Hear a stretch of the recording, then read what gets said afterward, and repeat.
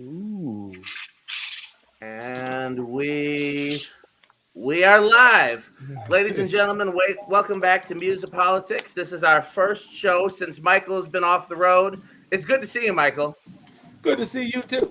My illustrious co-host, one of my favorite musicians. And we have a very special episode today because we are paying tribute to one of the founding fathers of funk drumming who turns 75.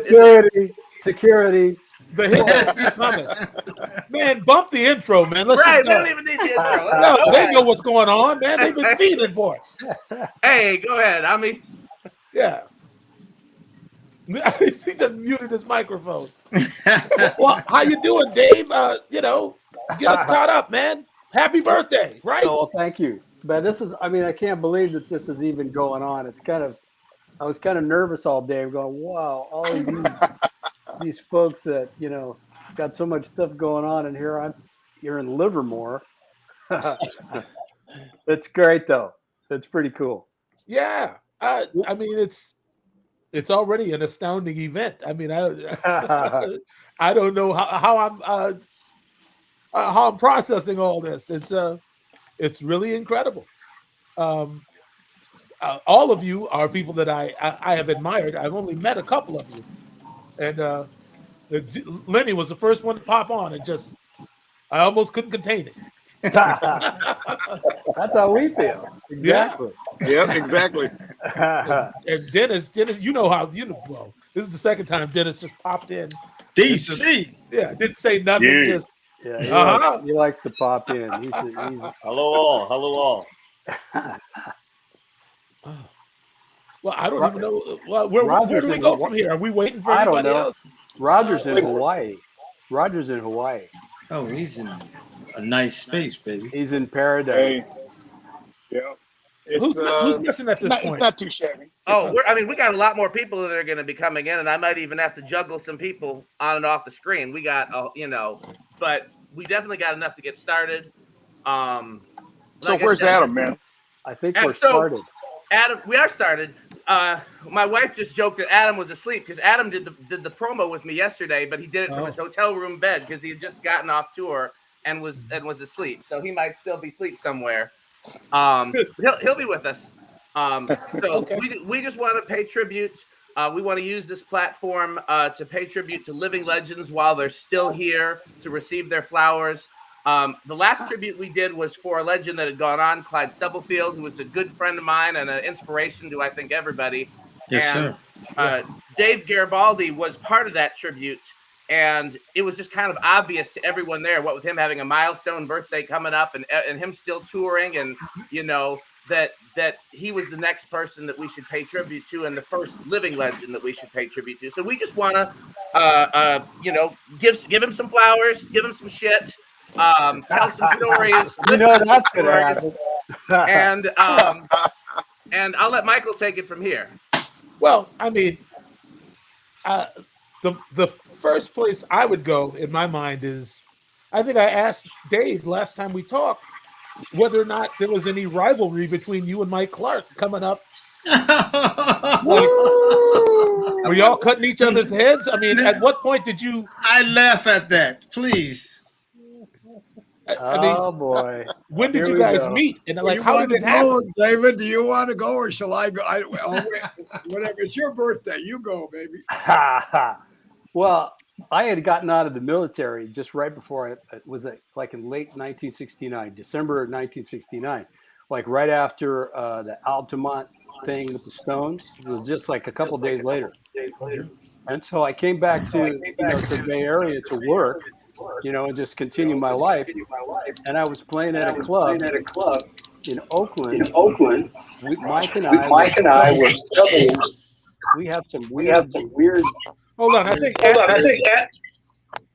Adam. Yo. I think. There you go. Are we good? I think so. No, there's still an echo going on. Yes, Adam has Put on your headphones. All right, I got you headphones then. Well, come on, Adam. While we've been here, Michael Shrieve just pops up out of nowhere. Hey guys, Stick people. Stick people represent. My goodness. Happy birthday. I know. I lost my razor. I know. I can't see anybody's face. Got the letters here. We're trying to figure this out. Hey, Dennis. Figure it out. Wow. Look at this Go pattern. ahead, Dave. I want to hear this, man. Yeah. Do I continue? Yes, please do. I think we got it. Mike and I were subbing for a drummer in a band called the Reality Sandwich. And it's true. And it was at a place called the On Broadway in Oakland, downtown Oakland. And that's where we met. And he was just as bad then as he is now. I mean, we just became friends and continued that, since then. I mean, it just was always really cool. I don't remember any competition. So with Lenny and Michael, and Greg and all the, those guys like the Stick People guys, we've known each other since then, and so never competition. So I will say this: when Gaylord Birch, the great Gaylord Birch, was alive, and he was playing with Cold Blood, I would say that was the only time that there was really any sort of competitive thing going on that I can remember, because Tower Power and Cold Blood used to play together a lot. Okay. And so Gaylord, of course, played his ass off, but also when we all got together to do those gigs, we wanted to kick each other's ass. And so that's what I want to hear. After the gig, it was all really friendly and fun and hanging out and all this stuff, but it was full contact when the gig was going on, So, but the Oakland community, the Bay Area community, the drummers, Sheila and her dad and family and all that, it's just like it was like a family kind of a deal, I don't remember competition. There was Eddie Marshall. There was a whole bunch of guys around here that were really fantastic, doing their own sort of music, playing in different bands, and it was really a really good thing. That's what I remember. Healthy and friendly competition. Yeah, it was totally that, inspiring each other.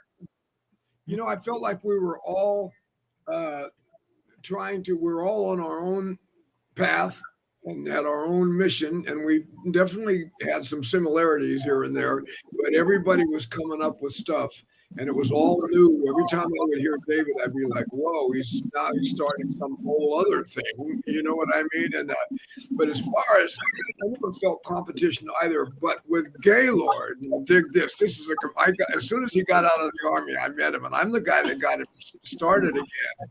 I played at the Sportsman Club, and he was playing congas. I didn't even know he played trap drums.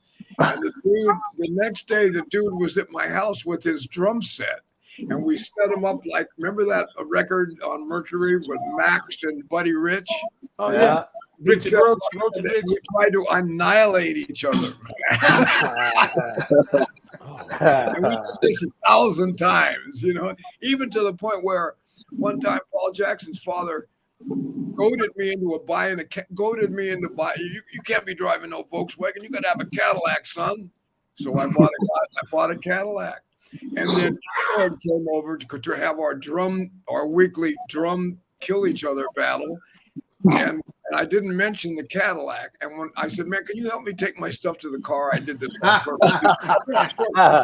We carried the stuff, and then I opened the trunk to this big hog, which was about 3 blocks long, and he goes, "What's up, man? I'm like, "What do you mean? This is my car, bro." And he had 2 weeks later, he bought an Oldsmobile convertible that was longer than my car. And then we ran into Eddie Marshall, because all 3 of us were on the same gig out the Cliff House. And Eddie had a Volkswagen hippie bus with flowers all over it. And he saw us in these 2 big, long hogs. And he went out and bought one. Car competition. It wasn't the drums. It was about the car. Right. Well, it sort of transferred. It was about everything. Dave, what were you driving early 70s? Was I driving? Yeah. Nothing sexy at all, I think I got out of the service. I had like a Ford Fairlane or something. He was driving Tower. He was driving Tower of Power. That's what he was driving. That's what he's driving. That's a hole. Hey, Dave. Yo. Dave. Let you say hello to someone real quick, okay? Okay. Oh yes. Everybody, this is Dr. Russ Hands. And What? Dr. Russ is responsible for me being here today after this accident. Wow. And Marc, we're here today because of this guy. And so Dr. Russ, he's a really good friend of ours, and he plays drums. And so he's retired from the medical thing. He plays the drums. He takes the lessons. He really plays well. He's just a cool person. And so, man, what a blessing to have him here, man. Dr. Russ. Thank you, He used Doc. to come to my house. He used to come to my house when he was still practicing medicine. When I first met him, he'd come to my house, and the lessons would be in the morning. He'd come dragging ass in my house. And so he had been up on call all night, and then he comes over to the house for a lesson. So Russ, bro, you getting any sleep, man? And he kind of like give me like a weird eye, but he's just a cool person, Wow. Yeah. Man, speaking of cold blood, I gotta tell you guys a story about Lydia Pence. When we were in grade school, and we went to the same grade school, and I didn't know it, but we lived right around the corner from each other. And there was a talent contest at school, and she sang some tune. If my memory serves, it was like "You Don't Own Me." Remember that song? You don't own me. And for some reason, I was a jerk, and I went up to her in the hallway later, and I said, "You weren't singing that. You were lip syncing it or something, right?" And so she proceeds to sing it right in the hallway. And I asked her if I could walk her home. We were friends ever since. Incredible, even at that age. David Garibaldi. I remember when I first met you, I kept hearing about you. Everybody had these tapes. Jimmy Sanchez, everybody had tapes. David, they were recording at the clubs, cassette tapes. And I guess I was always on the road, and I never got a chance to hear you. And finally, I made it down to Keystone one night, and it was just the most amazing thing. I did this in that podcast that I did. I talked about walking down the street and hearing this music, and then walking in the sweaty club, tight, big band, and the music was like, what did I think? It was like some alien funk. That's what it was. Alien funk. And then you moved into my house in Mill Valley. Yeah. Well, we used to have a lot of fun there, man. Gee. Yeah. Uh-oh. Hey, what's up, man? Everybody, little John in the house. What's up, fellas? What's going on, Mr. Roberts? Hey, everybody. Hey, John. DC. You can't say fellas when there's a woman sitting over here. Oh, that's right. That's right now. I ain't see you, Sheila. Put some respect on Sheila's name. Exactly. What's up, mama? With that fly-ass hat. It keeps going in and out. Good to see everybody. Yeah. Good to see you, man. Yeah. Okay, can I say something? Please say something. Let me just do a housekeeping thing real quick, and then Sheila can say absolutely whatever she wants. So we can only have 10 people on the screen at the time. So as you can see, I'm shuffling people in and out. And the first two people, the people who were in part of the last show, I'm going to be the first people that I take out, and then the second people will be Roger and Marc, Tower Power guys. So then we can specifically call them up when we need them, and I'll bring them back in. But don't take them out now, because that's who I'm going to talk about right now. Yeah, those are her. Does everybody see the private chat function on the right side of the screen? Panelists, not people watching. Yeah. Okay. If you're not on the screen, and you want to be on the screen, you got something to say, just say something in the private chat, and I will put you on. And then if StreamYard kicks you out completely, and you can't get back in, just text or email me, and I'll make sure you get back in. I mean, I didn't think that everybody was going to show up right away. It's really great. I mean, this is a good problem to have. Well, that's what happens. You badger everybody like that. Hey, it's for Dave. Oh, all right, it's wow. for Dave. And I better be on time, man. When Sheila's done with whatever she wants, because again, Sheila's the queen. She can literally have anything she wants. But when Sheila's done, I would love to hear everybody talk about when they first heard David Garibaldi. Uh-oh. So let me put Roger back on. Let me take me out of here. And don't worry, I'm not taking Dave down for anything. I'm not taking Sheila down for anything, and I'm not taking the Godfather Dennis down for everything, because I think we all want to be on with them.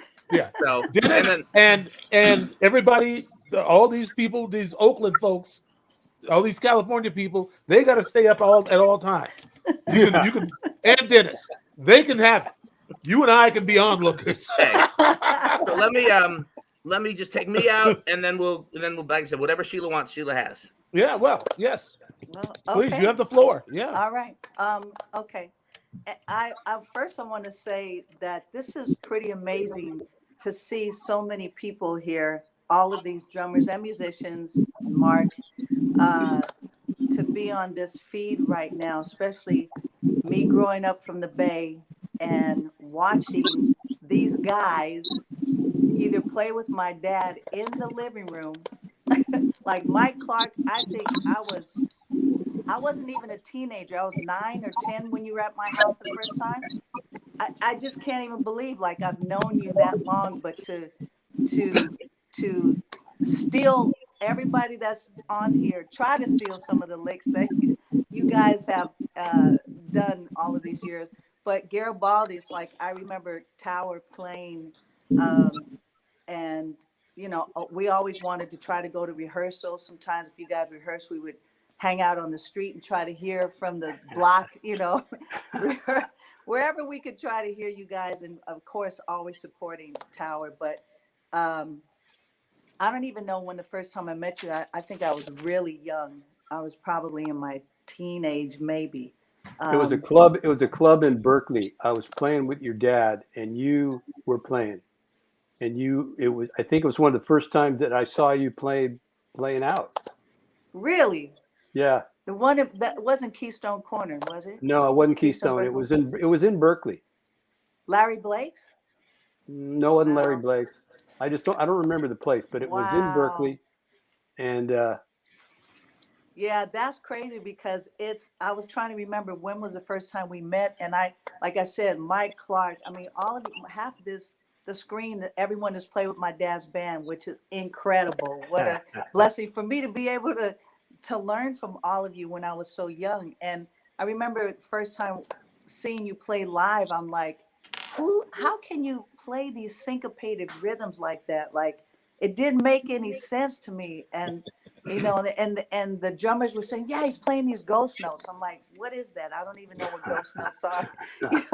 That's all that funk, the in-between stuff, and so them explaining everything. I didn't know anything about drums. I barely knew anything about percussion, but watching you play was just incredible. And I've learned so much from you in watching you play. And I kind of treat what you play percussive wise. I can do it percussionally with playing percussion, but on drums, I can't emulate anything that you do, but I can do it on percussion. So it's like, if I can steal it that way, it works for me. You don't have to copy anybody. You do not have to copy anybody. No, Dave, you have been a huge influence. Like, everyone on this screen has influenced me. That it's made me the percussionist that I am, really, and drummer. Well, every time I see you, I think of when I first met your dad and your Uncle Coke, and they were around all the time. Yeah. And we used to all hang out, and then, Lenny playing with us Tech, and it was like a family kind of a situation, But your dad and Coke, they were so cool. Yeah. And we had such good times together, you know. So I have a big spot in my heart for you and your family. I have to say that. Thank you. Well, I was trying to get Pops on here, but he's driving in the car. I don't know. I can't keep those two people home at all. So moms and pops are driving. I'm like, get back home. You got to come say hello. But I wanted to say something to Marc as well, because the both of you, the night that I was going to go see you guys was the night that the accident happened. And I'm just so grateful, Marc, you and Dave are here, like for real. Like no one should have survived what you guys went through, and it's just a miracle. And we prayed, laid hand, we did whatever we could, whatever, calling people like the prayer warriors, let's get on this. And I'm just so grateful because I've played with both of you, and it's just amazing to see you both here at this time to celebrate you, Dave, to celebrate You're you. beautiful. Thank you very much, Sheila. I love Well, it. as you well know, the Escovedo family is kind of like my family here. I think I need to get some headphones. In the US, you know? I spent so many years with your dad and you, Peter, Michael. I mean, what can I say? You guys are the best. I need to get some headphones. Hold on. Thank you. Well, I want to, I see Greg Errico. I want to toast to you, whoever's drinking or not, but I'm going to I haven't had a drink in a very long time because I've been, you know, hooking up. So I'm going to go to my man, Don. Oh, yeah. I'm going to go to Don, and I'm going to toast you, my friend Dave, and everyone here on the screen. I love you all so much. The King, Dennis is here, Lenny. All you guys are kings to me. You're all kings, and I love you all so very much. Dave, here you go. This is Thank you, beautiful lady. Thank you. Love you. We love you back, Sheila. We love you back. Yes, sir, Sheila. Oh. Sheila, you remember Samson? You remember Samson? What was that, Mike? I was asking Sheila, does she remember Samson? The dog? Yeah. Yeah. Sorry about this, guys. We used to rehearse over at Pete's house, and when Sheila was about 10, you know, she would come out and every once in a while play the drums, and she was bad at 10. I tell everybody that. And then I gigged at the reunion a few years later and kicked my butt. That's not true.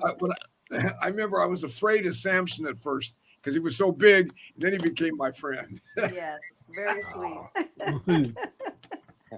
Well, thank you. I love you so much. I'm done. I just wanted to say I love you all so very much. It's beautiful. Oh, yes. The feeling is mutual. And thank you. Love is all around. Yes, Sheila.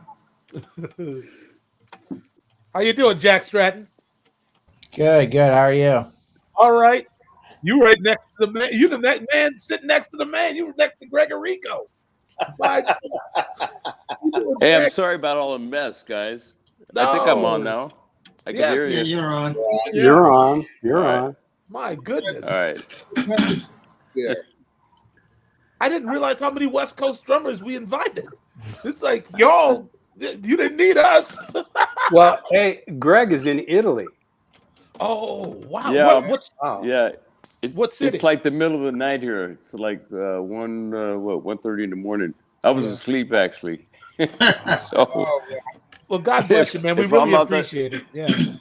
If I'm not at the top of my game, you have to excuse me. Which city I'm are you in? a little foggy. I'm sorry? Where are you at? I'm down in Calabria on the coast. Oh, wow. It's way down in southern Italy. Yes, sir. Yeah. Mm-hmm. Yeah. It's beautiful over here. Fantastic. Came over. A little bit of chill time. David knows what I'm talking about, right, David? Yeah, I do. I do. I was about to say, David, you were just over there, right? In June. Yeah, for the month of June. Yeah, it was awesome. Yeah. With family and hanging out. It was beautiful. You know, a great time.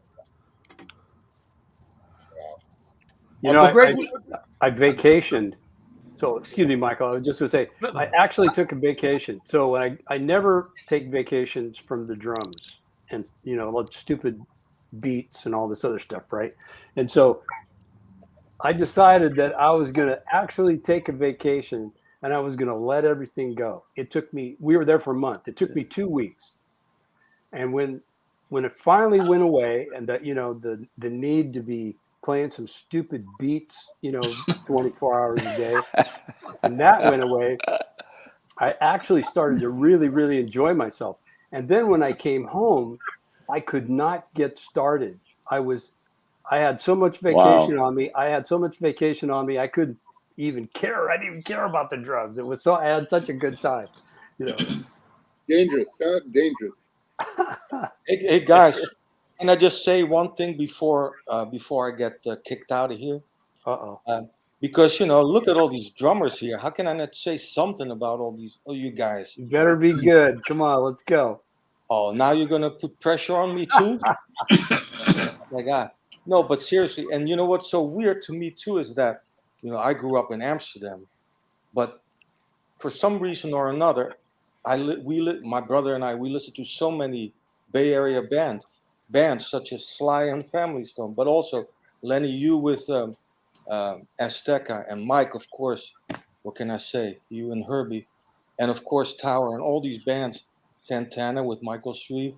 So it's a trip that, you know, being so far away, but somehow kind of gravitated to that Bay Area sound, you know. Well, Dennis, I mean, sorry, man, but you're something else altogether, right?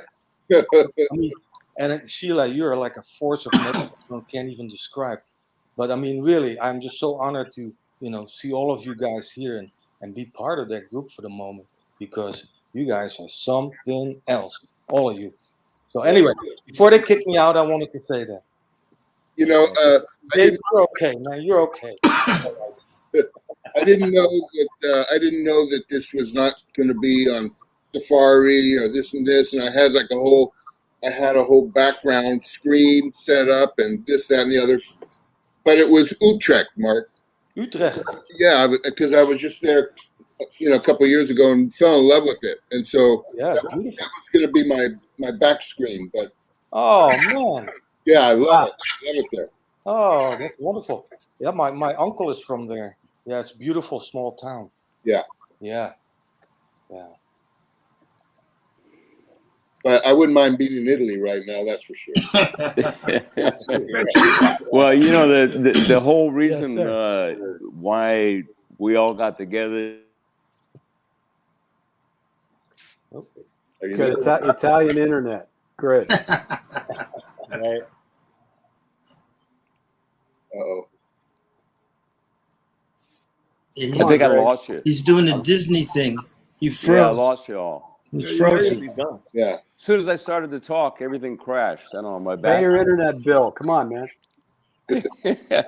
Yeah. Anyway, the Bay Area was like the catalyst for the energy that we all were existing in, you know, and it was very unusual and unique.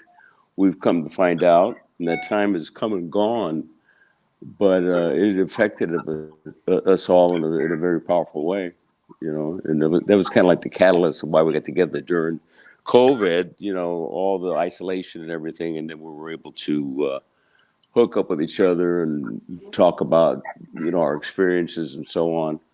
So yeah, it was a unique time, and we're David, Michael, and Mike, and myself, and Lenny came out for, I don't know, is Lenny here? I don't see him. I'm here. Oh, there you are. There you are. You know, came out and lived there for a while during this time period. So we're just all, anyway, fortunate to come up through that and to, you know, have the experiences we had. And my point was that was the catalyst that kind of drew us all back together again now, you know.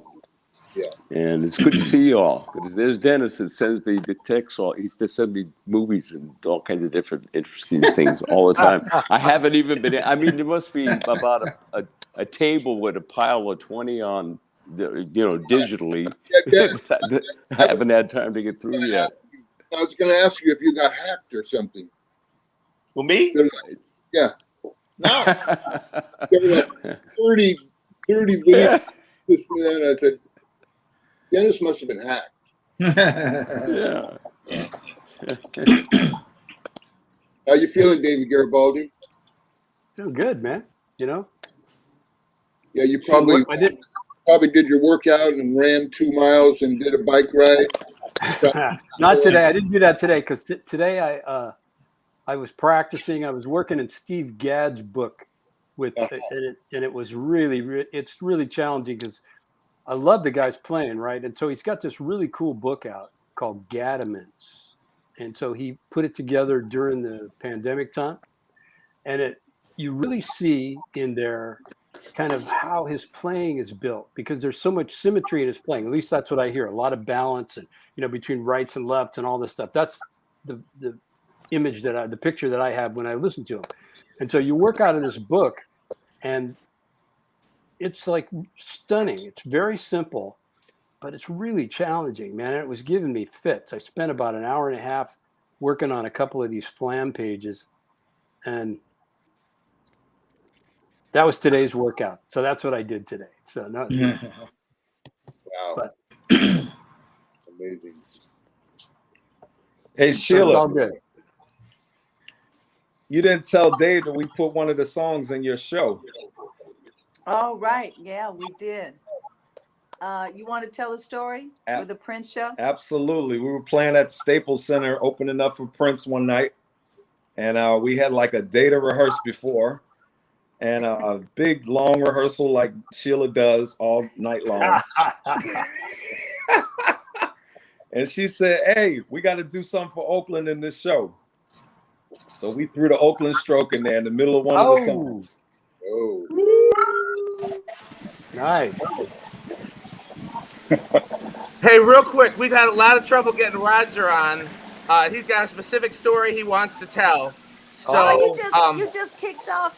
You just kicked Lil John off. Yeah, he'll be back. He was telling his story. I'm sorry, I'm getting confused to all these people. I'm sorry, I didn't realize. I was trying to get Roger on before I had a chance. I'm gonna take up Dan. Story. I'm sorry, I got confused. But John and whoever I don't have their number, I need them to text me. I put my number in the private chat so I can tell you when to log back in, because otherwise it's gonna keep booting people. So and so I'm gonna put me down and I'm gonna put John back on. But Roger, do you have your special guest there? Roger, you're reminding me of Darth Vader again, Dan. Okay. I'm sorry. That's where your voice sounds right now. It's pretty bad.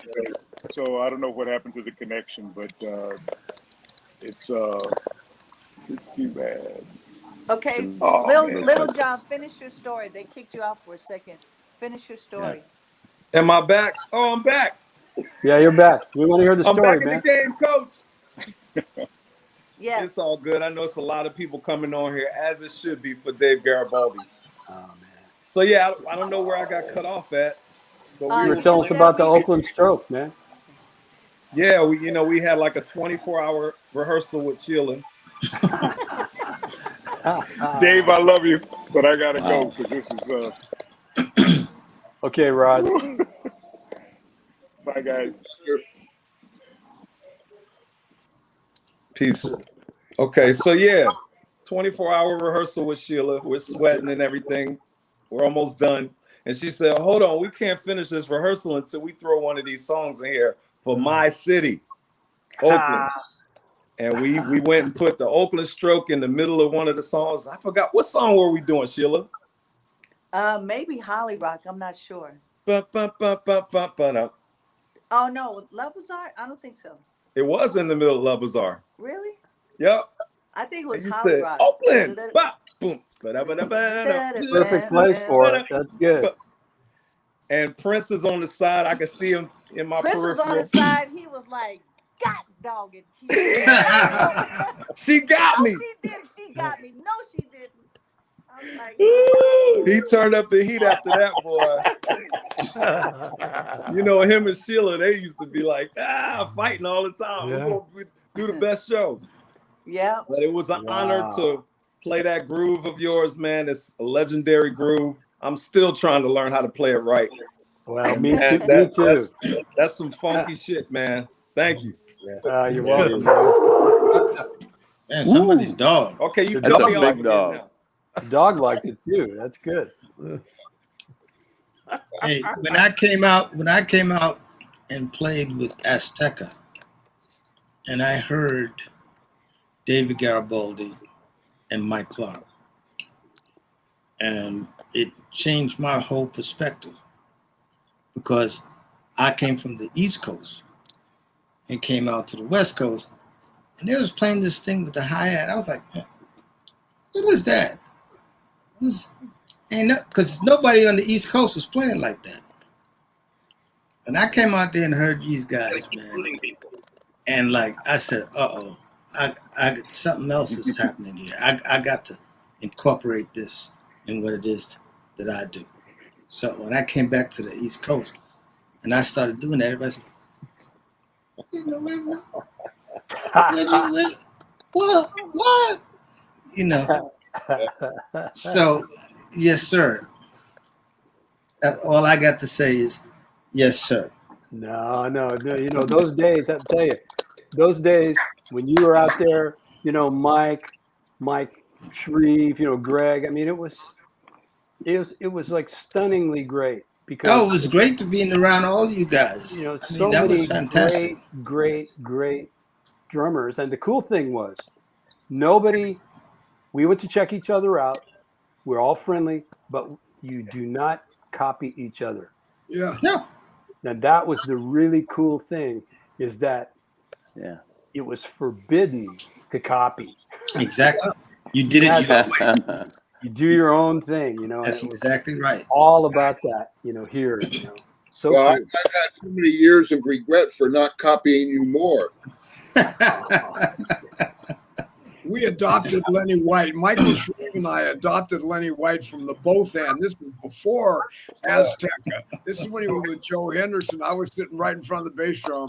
I said, I got to know this cat, man. I don't know anybody that plays drums like that. It was like Elton and Tony in one cat. Yeah. You know what I mean? And some Philly on the side. It was East Coast. It's East Coast. I came out there and heard what they did. I was like, oh, you know, it was crazy, you know. I mean, and I wound up staying with Mike Shrieve every time I'd come out, you know. Whatever new house he'd move in, I'd be in there with him. That's right. Boy, I tell you, that Greg Errico was speaking earlier about when we got together during the pandemic, and just after speaking so much together, we did realize, we acknowledged how incredible a time it was with David, Mike, and Lenny, and Greg, everything that was going on. You know, we didn't take it for granted. I think we made the most of it. But as time goes by, of course, you begin to understand the depth of what was happening and how deep the relationships are and how great the music was. Man. Oh, unprecedented. That was the shape that started whatever music that's played today. That was the beginning of that. So we are of that. And whatever it came out to be today is a hybrid of what that was. Yeah. And then That's we have true, man. Mr. That's true. Dennis. That was Then like we have dropping Mr. Dennis. We have him, who completely changed a whole lot of stuff when he arrived. Oh, of course. Can I say one thing about Dennis? Because he needs to speak, but I have to say this. One of the times that I saw Dennis playing, his right kick pedal, because he had a double kick pedal, the right kick pedal broke. And so he's playing, first of all, with one hand, talking to somebody. Of course. The right foot's not working, so he's on the left kick pedal, and he's just like, hey, and he's all you hear is, and I'm like, wait, he's not using the one hand and one foot, and it sounded like three people playing. Yeah. And I was sitting there, it was at now, and I'm just going, wait, how is this? I hear what I'm hearing, but what I'm seeing does not match what I'm hearing, because it sounds like three people playing, and it didn't make any sense to me. I'm like, I've never seen that in my life. Go ahead, Mr. Dennis, the king. You know, if it wasn't for everybody on this panel, I'm just a throwback from things that I've seen in the past and all the stuff that I've learned from all you guys, including Billy and Tony and all of you guys, man. I remember when I think I was like a teen. Well, I must have been like 13 when I first heard David on record, and me coming out of like Sam and Dave, Knock on Wood, and all that kind of stuff, or playing that kind of stuff, and then I hear like Dave and Zigaboo Mona Lisa, doing things, and it just blew me away. Just really blew me away. It's like you guys, when you guys hit vinyl, it was like a bomb on everybody else. And I wish I could have been there in San Francisco to figure that stuff out. It would have helped me a hell of a lot instead of wearing out my records, like trying to. You figured plenty out. I'll say that. You figured a lot of stuff out. So don't worry about that. So here's my Dennis story. So some of you probably heard this before, but I was living in Los Angeles, and I was on a show with Dennis when he was with John Schofield. The band was called Wishful Thinking. We were opening for those guys in LA. And so I go in and they're sound checking. And, they're representing. It was pretty cool, So I'm standing right behind Dennis, and I'm going to introduce myself. So I'm all real proper and everything. And so I stick my hand out and to introduce myself, and he puts his drumsticks in my hand, and he says, "Play the Oakland Stroke, man." It was so rude. He didn't even say hello. He had me sit down and play. I like forget that, man. I grabbed you by the arm and just set you by my drum kit. Go like Oakland Stroke, all kind of stuff. I've always said whatever day I was gonna meet you, that's what I was gonna do, and I did it. So, just like Japan, when I saw you in Japan, I was giving a drum lesson or something. The secret of that crazy stuff. Yeah. Go ahead. Tell them, you and Joel Taylor, you guys had some kind of weird plan or something. I was giving a lesson, and David walked in, and to me, the lesson was over at that point. As soon as I saw David, the drum lesson was going to be David teaching us. So I set him behind the drum kit, and I got the roll, and I had that film here somewhere. And I got you sitting there, and you're like yelling all these songs. And David was like, he's trying to figure some things out, like the way he did it. But the crazy stuff was the stuff that he was coming up with was crazier than the stuff that he played on the record. And you can hear us back there laughing our butts off. Like, man, it was just incredible. Really incredible. Yeah, that was fun. What an incredible imagination, man. I have to interject here something real quick. Uh-oh. Because, at the tower sound checks, they always practice, do the vocals on You're Still a Young Man. And the stuff that Dave plays along with those guys is insane. Right, Tommy? Absolutely. I mean, he tries to throw us off. Totally like nuts. You're well trained.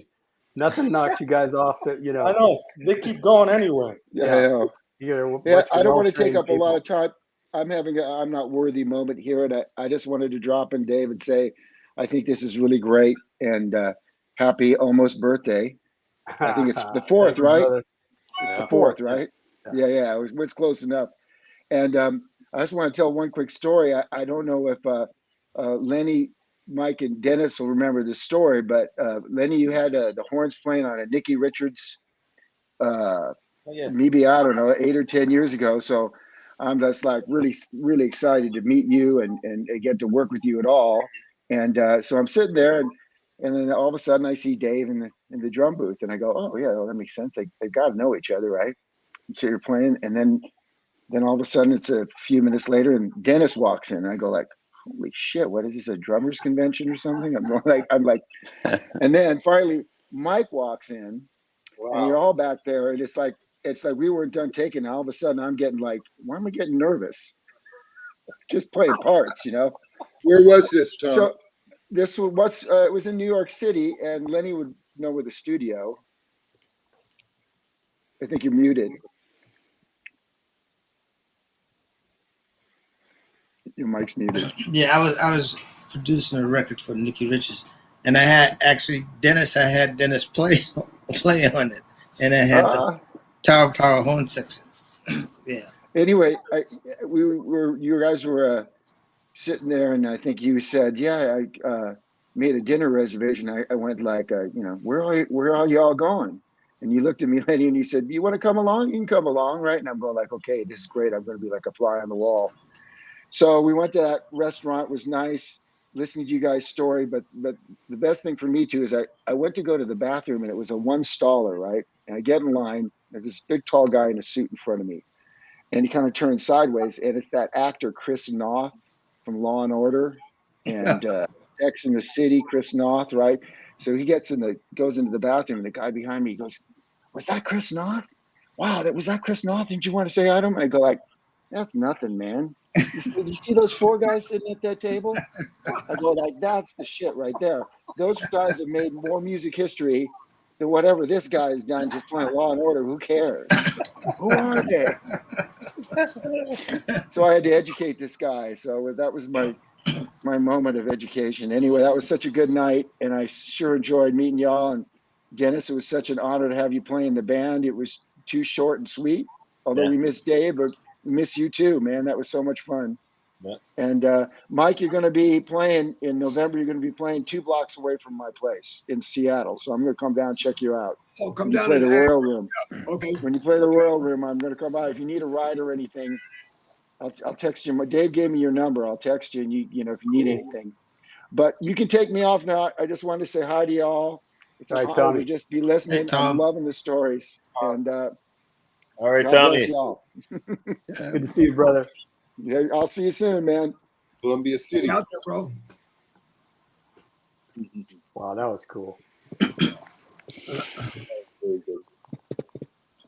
You remember that record, Dennis? Lenny, you froze. What'd you say? I said, Dennis, do you remember that record, Nicky's record? Oh yeah, played on? yeah. That was a killer record. Yes, Fat Grooves. Yes, sir. You did a great job on that sucker. Thank you. Now I got to do yours. You're right. I keep telling you that. I keep telling you, man. Hey guys, I'd be curious. can I just say one quick thing? Sorry, I will leave now so that more drummers can come in. Dave, I love you, man. You're the best. You know it too, brother. And you deserve all this adulation. So talk to you all soon. And all right, brother Marc. Super Marc. See you guys. Really an honor to meet all of you. Bye, Marc. Bye. Yeah. I'm gonna let some other people come in too, David, and I just wanted to be here. Man. You know. Thank you, man. We gotta do a stick person thing too soon. Yeah. We have a new Stick People episode coming out, by the way, folks. Yes. John Schofield. You plug it. I didn't want to plug it. You plug it. Well, no, it's really, really good. And, that guy's something, man. He talks about all his bands and how he picks drummers and all this stuff. And, it's a real good one. It's a good one. Very, very good. So, David, happy birthday to you, brother. Thank you, brother. Great Sheila, to see you, man. I love you. Little John, Greg, Lenny, Mike, love you, man. Dennis, and Mike. I love you all. You too, Lenny. Love back to you, Lenny. Peace. Peace. Wow. It's a love fest. Now, let me say one thing about Marc. He's not here, but I should have said it while he was there. He took Rocco's, spot in the band, and, you don't, with somebody like Rocco, you don't replace somebody like that. He's Rocco forever, and his thing is in stone. He was such an incredible person, player and all that stuff, so creative and inventive. But I have to say, Marc's got it going on, man. He sounds so fantastic with the band. He's kind of made the spot his own now. He's very comfortable. and he is a very bad man. That's all I got to say. You know, those of you that know him, he is really something. And it's such a pleasure to have him in the band because he brings it. It's so great, you know. Dave, I just want to say again, happy birthday. Congratulations. I love you. I have to leave now, but this has just been amazing. I can't even believe that I can see all of the people that have inspired me and have been a part of my life, especially you. So congratulations, giving you flowers now. God bless you. I love you, and I'll see you soon. Okay, love you too. Say hello to your family, okay? Please. I will. Love you all. Bye, Mike. Bye, Dennis, Michael, Greg, Bye. Lil John, Bye, Michael. Sheila. See you. Bye. Good to see you. Love you. Love you. Hold on, because I got to get a selfie with Sheila. I don't have just like somebody take a picture or something, because I didn't even, you know, I don't have a picture or selfie, nothing. So somebody screenshot this real quick. So, that's all. I just jumped on just to say that, and I'm gonna make room for somebody else. All right. God bless Love you, Sheila. Bye. Love you. Bye. What was the first couple times playing with Rocco like? Was it just in like? Did you have this chemistry immediately, or did you work it out? No, it was like just kind of instantaneous, really. You know, Rocco was like, you have to understand Rocco. He's like invented his own way to play the bass. You know, I'm not kidding. You know, we did some gigs, some clinics in Italy, Rocco and I. And when he the first couple, he didn't really say he wasn't going to say very much. He wasn't going to talk. He was going to let me do everything. And so I said, bro, you have to explain to people what you do. You have to tell everybody what your thing is. So, you know, explained it all, his weird technique and all this stuff. It was, you know, of course, it was a huge hit because, you know, Italians, they like, you know, people that have a little bit of kind of flawed personalities and in their playing and stuff. So it was so imperfect and so wrong that it's just beautiful. And so, you know, when people study Rocco, they say, you know, they say, well, I'm studying. Like, well, what they have to understand is you don't get what Rocco had out of a textbook. You know, you make the shit up. You don't. It's not anything you go to school for or anything like that. He was totally himself. And so if anybody's going to get anything, you know, in this music thing, they have to be themselves. And that's what Rocco was. He was totally original, completely original, right? So when we started playing together, I would make these little cassette tapes. That was, you know, that's how old I am. I had a cassette player, you know. So this cassette tape, and I was listening back, and I noticed that when I would play on the hi-hat, he would play really short, real staccato notes. And when I would play on the ride cymbal, he'd play real legato, long notes. And I think, wow, that's amazing. So I said to Rocco, I said, Rocco, do you know that you do this? I explained to him what it was, you know, that I was hearing. I said, do you know you do this? Why do you do this? And he says, well, I just think that that's what I should do. Hello? Yeah. So that's how, you know, that's exactly how he related to, you know, the music that he was playing. You know, he just kind of invented. He's very, very musical.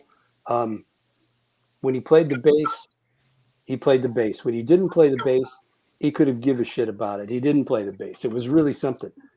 But, you know, playing with a man who was like radar. And so he had this, with an Oakland stroke story with Rocco is when we were putting the song together, we had been doing Back to Oakland. We had all the tracks finished and I had gone home, and Mimi calls me and he says, you know, we're not done. We need one more song for the recording and we don't have one. You have to come back to Seattle. They have to come back up, and we're recording in Seattle. And so the only thing I could think of on the way up there was this beat that was the Oakland stroke that we had been using as a jam in rehearsals for a year or two before that. And so I get up there and said, Mimi, let's try this, you know, this. And so that kind of started to evolve into, you know, like a song. And so with Rocco, I said to him, he didn't like to be told anybody tell him what to play. He didn't want anybody to tell him anything. He'd get really pissed off. So I had this kind of strategy where I would say, like with the Oakland Stroke, I played the beat for him, and I said, now listen to this. Here's what I'm doing. Now, where the two open hi-hats are, why don't you just don't play anything? Everything else in the beat, play whatever you want, whatever notes you want, and let's see what it sounds like. So he does it. It's the bomb, of course, right? It's totally Rocco. He gets it. And so I used that strategy with him, you know, many, many times. And finally, he said to me a few years after that, he says, you know, I know what you're doing. I know what you're doing, you know. So he was something, man, you know. But yes, we instantly, you know, just you know, had something together, you know. It's like Mike and Paul, you know. It's that kind of vibe, you know. Yeah. Hey Dave, I hear some zigaboo in you. Is that correct? Yeah, man, I love that guy, man. I studied him, you know. Even Tower, we played with the Meters when Zig was in it. We played a gig down there in somewhere, I think it was TRiBUTE, Louisiana. And literally no one came to the gig. Wow. And so to get paid, we played for each other. How about that? Cool. That must have been a good gig, though. It was great, man. Oh, wow. That must have been Zig, hot. man, you know, he's a force of nature, man. He's so funny, you know, and he's just completely himself, man. I mean, that's what I like about all you guys. I can listen to all you guys, and I don't hear anybody else. And you know, to me, that's I don't want to hear someone else when I listen to somebody play. I want to hear you play. Yeah. You know. Yeah. To me, Well, my secret is I stole from all of y'all. Yep. You got secrets of your own. I'll tell you that. No, Same but here. I I mean, just even, mix it even all these together. younger cats, man. I got to speak for these younger guys. Like, I got a lot of respect for some of them, but a lot of them, if you close your eyes, you don't know who's playing. Yeah. You can't tell which one is playing what because they all sound alike. You know, they all sound the same. It's coming from the same vocabulary, and there's a whole book that's missing of information that they haven't tapped into. I have a theory about that. I have a theory about that, Lil John, and that is when we were coming up to play and there wasn't any YouTube, there wasn't any videos to look at, all of us, right? There was no videos to look at, nothing like that. So when you listen to a recording, you had to use your imagination to figure out what it was that the players were, you know, that your favorite guy was doing, right? Yes. And so I remember listening to, like, studying Bernard Purdie. I did this with a lot of guys, but Purdie specifically, I would put the needle, you know, records, right? Needle drop. I would put the needle down and I would listen to see if I could pick out all the hi-hat notes. And then after I think I figured that out, I would try to listen to the snare drum. I would go listen again and again, only listening to just the snare drum parts. Then I would listen to all the bass drum parts. I did this for the whole, you know, all the limbs, right, to see if I could figure it out. And started put together, you know, put together something based on what I thought he was doing. And then when I saw him for the first time, it was nothing like what he was doing, right? Yeah. But I had put it together using my imagination. There was nothing for me to see. You know what I mean? And that to me makes it all very, very different. It seems like new technology is a blessing and a curse at the same time. Sorry, Dennis. Yeah. It's a blessing and a curse at the same time. I say in my clinics all the time how you know the difference is. First of all, you know, like what David said earlier, it's like it was almost blasphemous to try to sound or play like somebody else. You know, you take things that you like. I mean, you always listen to all these different people, and you take these things that you like, which is ear candy stuff, you know. But you know, you don't. I mean, once you figure out the phrases and how the sticking is, or what you thought it was anyway. And then you go like, okay, well, I got that. Now, what is my spin on? Right. It's still Darth Vader. Everybody's underwater. Yeah. I know that happened for me with you, Dennis. Yeah. When I heard Petite Blonde, when I first heard Petite Blonde, I was at Berkeley studying. And I just heard this whirlwind of notes. And I was like trying to figure it out, trying to practice it and everything. And I couldn't. I had to go see you play live to understand what was going on. Yeah. I remember with the LPs, like putting it on 33 and on 40 on slow, extra slow, right? Listening to Tony and stuff, and you just go slow. And then what I found the best secret was to get an equalizer. And if I got an equalizer, I could get the cymbals up. I could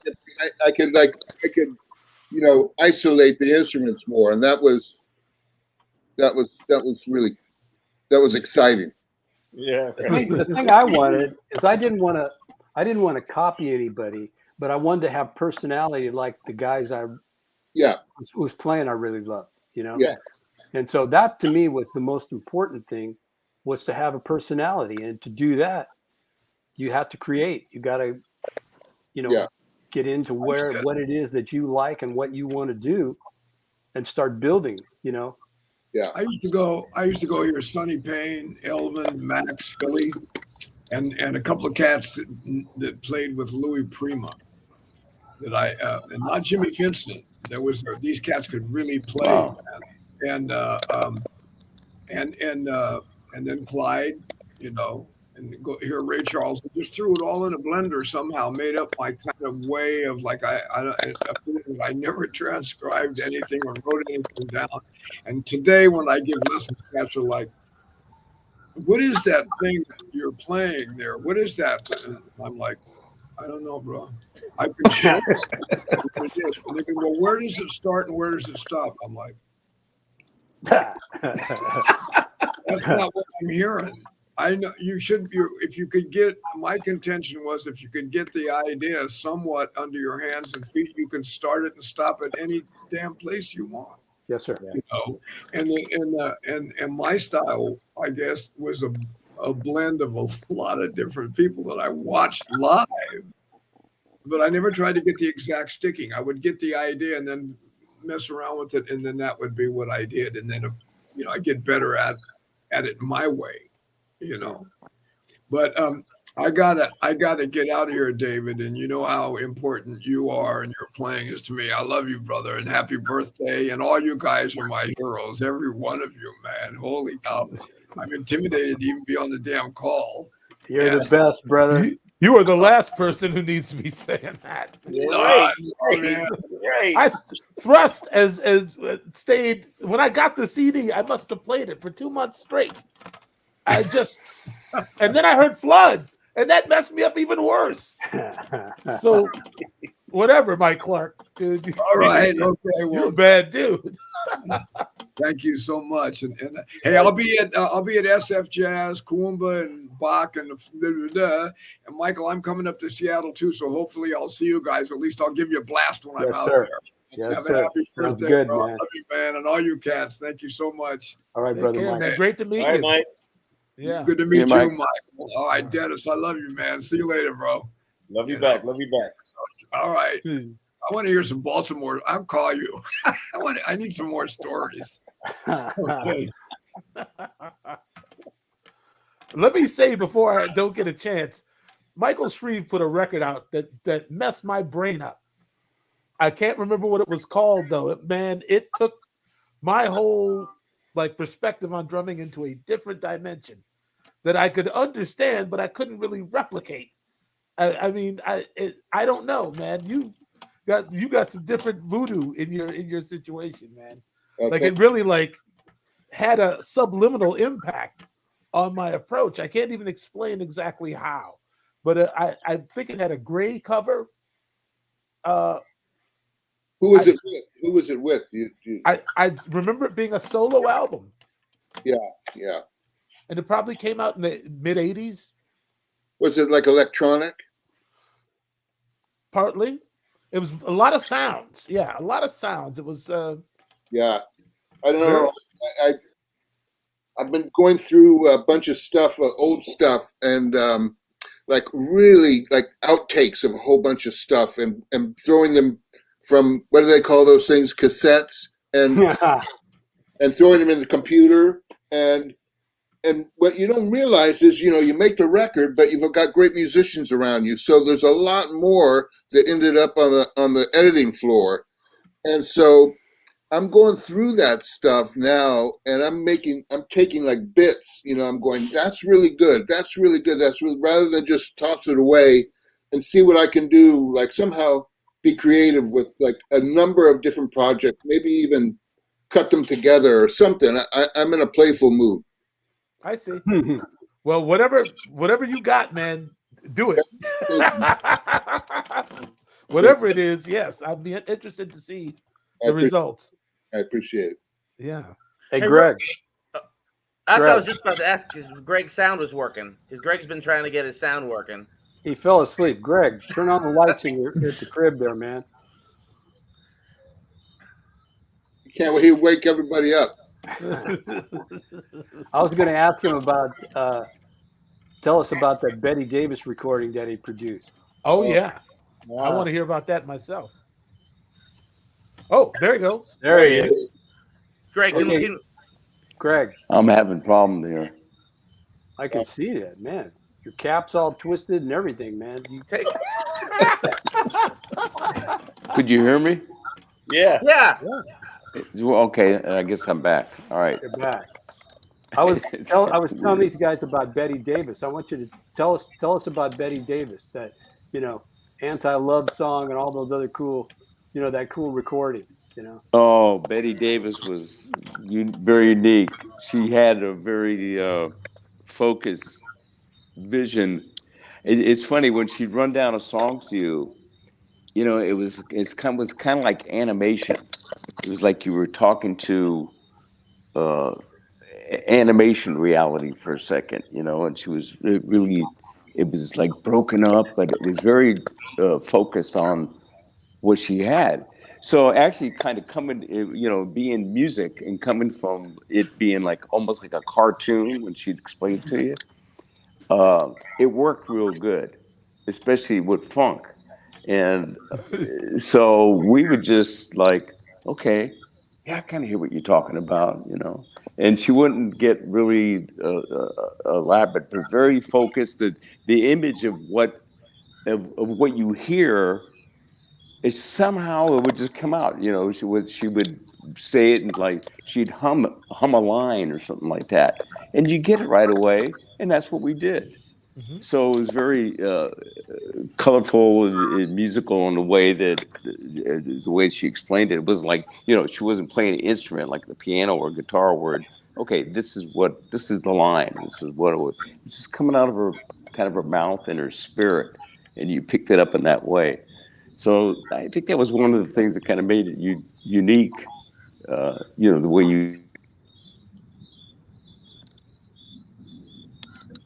Oh, we lost you. Did he? Oh, what? Oh, you're back. You're back, kind of. It's frustrating. Yeah. Did we lose him? Yeah, he's a still photo.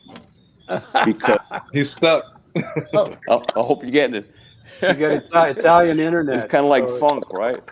It's kind of like funk. It's broken up. It's coming on and off. That's right? Sure. It's like Ziggy. It's like Ziggy a little bit. I'm sorry, guys. No, it's okay. Hey, Greg, it was great seeing you in that documentary that recently came out that Questlove had a hand in. Oh, yeah. You guys playing. That was really good. That was really great, man. Yeah, thank you. That was like a couple of weeks before Woodstock. The band was at the top of its game.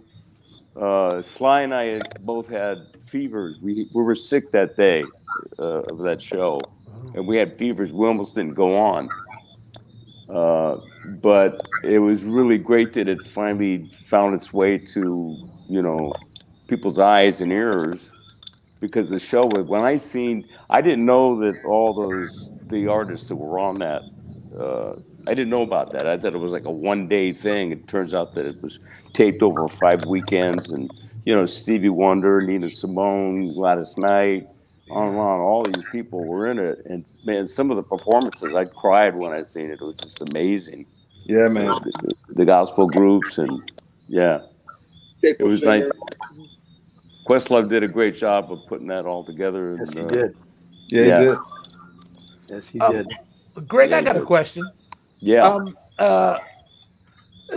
And again, you can answer what you want or don't answer, but I've always wondered, did you and Larry Graham quit Sly together? No, but it's about a year apart. I left first. I left in '71, and then Larry left a year later.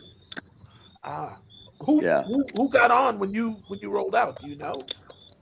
Sorry? Who drummed with Sly when you left? He went through a few people, and he kind of landed with Andy Newmark. Yeah. And there were two guys that he kind of stuck with, but he went through a lot of cats. I believe yeah. Andy and, forgive me, I forgot. Yeah, it's like I'm kind of half brain dead right here because like 2 a.m. for me. I know Bill Lorden was on after. Bill Lorden was the other. Bill and Andy were the two guys he stuck with the most. There was a couple other guys that were in and out, I actually had the chance. We were going to try to get Andy to join us also because I wanted to hear you both talk about your experience with Sly also. But I sat with him one time for maybe 3-4 hours at a thing for Yamaha, and he just told me story after story. And he finally, around the end of it, he finally said, I think that Greg really had the correct approach to the gig. Like it was really, like he really, like what he was doing was better for that music than what I was doing. Like of his own admission, he was like that thing that he did that, he was we were contrasting and comparing your two different styles, and he just. Well, you know how the chemistry goes when you just got that magic chemistry which the original band had. Oh yeah. And Larry and I, what we were doing, we never sat down, took it apart, talked about it a lot. We just did it. It's kind of like David was talking about with him and Rocco. There's no rhyme or reason. It just kind of works, and you stay out of its way. You kind of you recognize that there's something happened here, and you go with it rather than you making it, or take it somewhere. Yes. Of course. That's a word. Yeah. So is that you and Larry on those early the first couple of the Betty Davis records, right? Okay. Yeah. And am I mistaken, go ahead. I'm sorry. No, I was going to ask if Neil Schon was playing guitar on any of that, or did he? If Freddie? No, Neil Schon from Journey. Neil Schon was on a couple of the tracks. Yeah. Okay. Dougie Rauch, bass player, he was on a couple too, and Dougie passed away quite a while ago. You guys know? Are you familiar with Dougie Rauch's playing? He played with Santana for a while. Yeah. Dougie he was pretty amazing. Yeah, he was. Yeah. He was another guy that had, of course, he was influenced by Graham and all that, but he had his own. He had his own voice. You could, if you heard Dougie playing, that was Dougie Rauch. It's like most of the cats that are. I met him through Michael Shrieve because Michael, you guys were recording at Electric Lady in New York City, and Dougie was around there hanging, but you knew him from before that or something, right? From a tour, because he was playing with the Voices of East Harlem or something, right? I met him on stage in Accra in Ghana, Africa, and it was a big soul thing with Ike and Tina and Wilson Pickett and Staple Singers, and it was the whole thing. We all flew over on the same airplane. It was quite a airplane ride. And did my sound go off? No, you're good. Okay. It got quiet all of a sudden. I felt like I was free falling. We're listening. Well, anyway, so we started talking on the side of the stage, and he was very unique dude. You know, I mean, like hair like this, and like purple shades, and boots up to his knees, but he was already doing that thumb stuff and super funk, and he was very serious about the funk. And what was serious was David Garibaldi and Greg Errico, and he was really into Ohio Players, and what's that other group from Philly? You know. Anyway, so basically, I invited him to come and live with me. So you know, so David was living there, and Dougie came out, and Dougie started playing with Linda Tillery, right? The Loading Zone, and that was a hell of a house we had going there.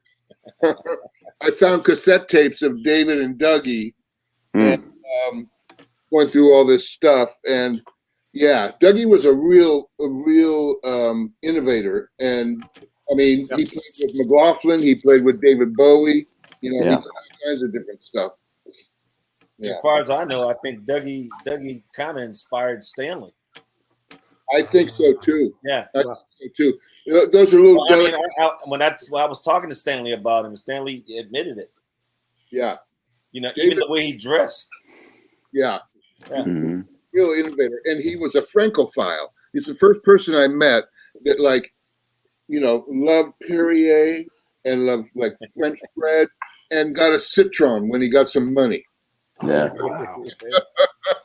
and he was hip. He was hipper than hip. I mean, he always, once he got some money, he bought his clothes at a place in London on King's Road called Granny Takes a Trip. So he was always in velour suits all the time. Yeah, he was sharp all the time. Yeah, he was clean. Yeah. Very clean. Wow, I have to try to find this guy. Can I find him on the internet? Oh, you can find him on some great Santana records where he's just smoking it. Like he's on Lenny's records too, right? Yeah. Santana, Okay. Venetian Betty Summers. Davis. Which one? Venetian Summers. Yeah. Okay. But just go to allmusic.com and put his name in. That's the way I find him. What's his name now? Doug Rauch, R-O-U-C-H. R-A-U-C-H. R-A-U-C-H. Right. Okay. Sorry. Yeah, he's on one or two of Billy Cobham's records too. Yeah. Whoa. Uh-oh. Look at that stupid shirt.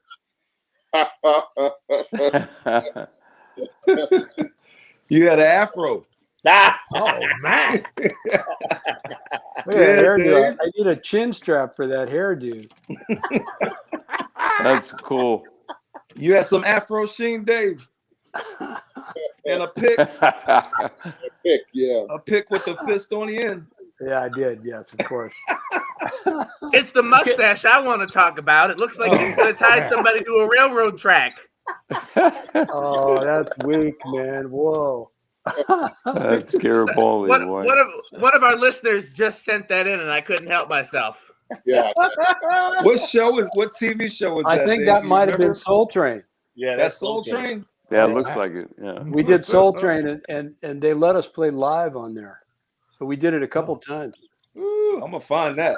Wow. So just you guys and Sly and James Brown. I don't know. Did they let anybody else play live?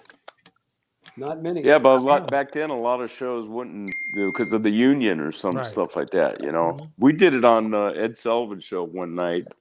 You know, David, did they ask you to to go along with the track and that kind of stuff? You just said fuck it, No. and played live. All I know is we showed up and we played live. That's all I know.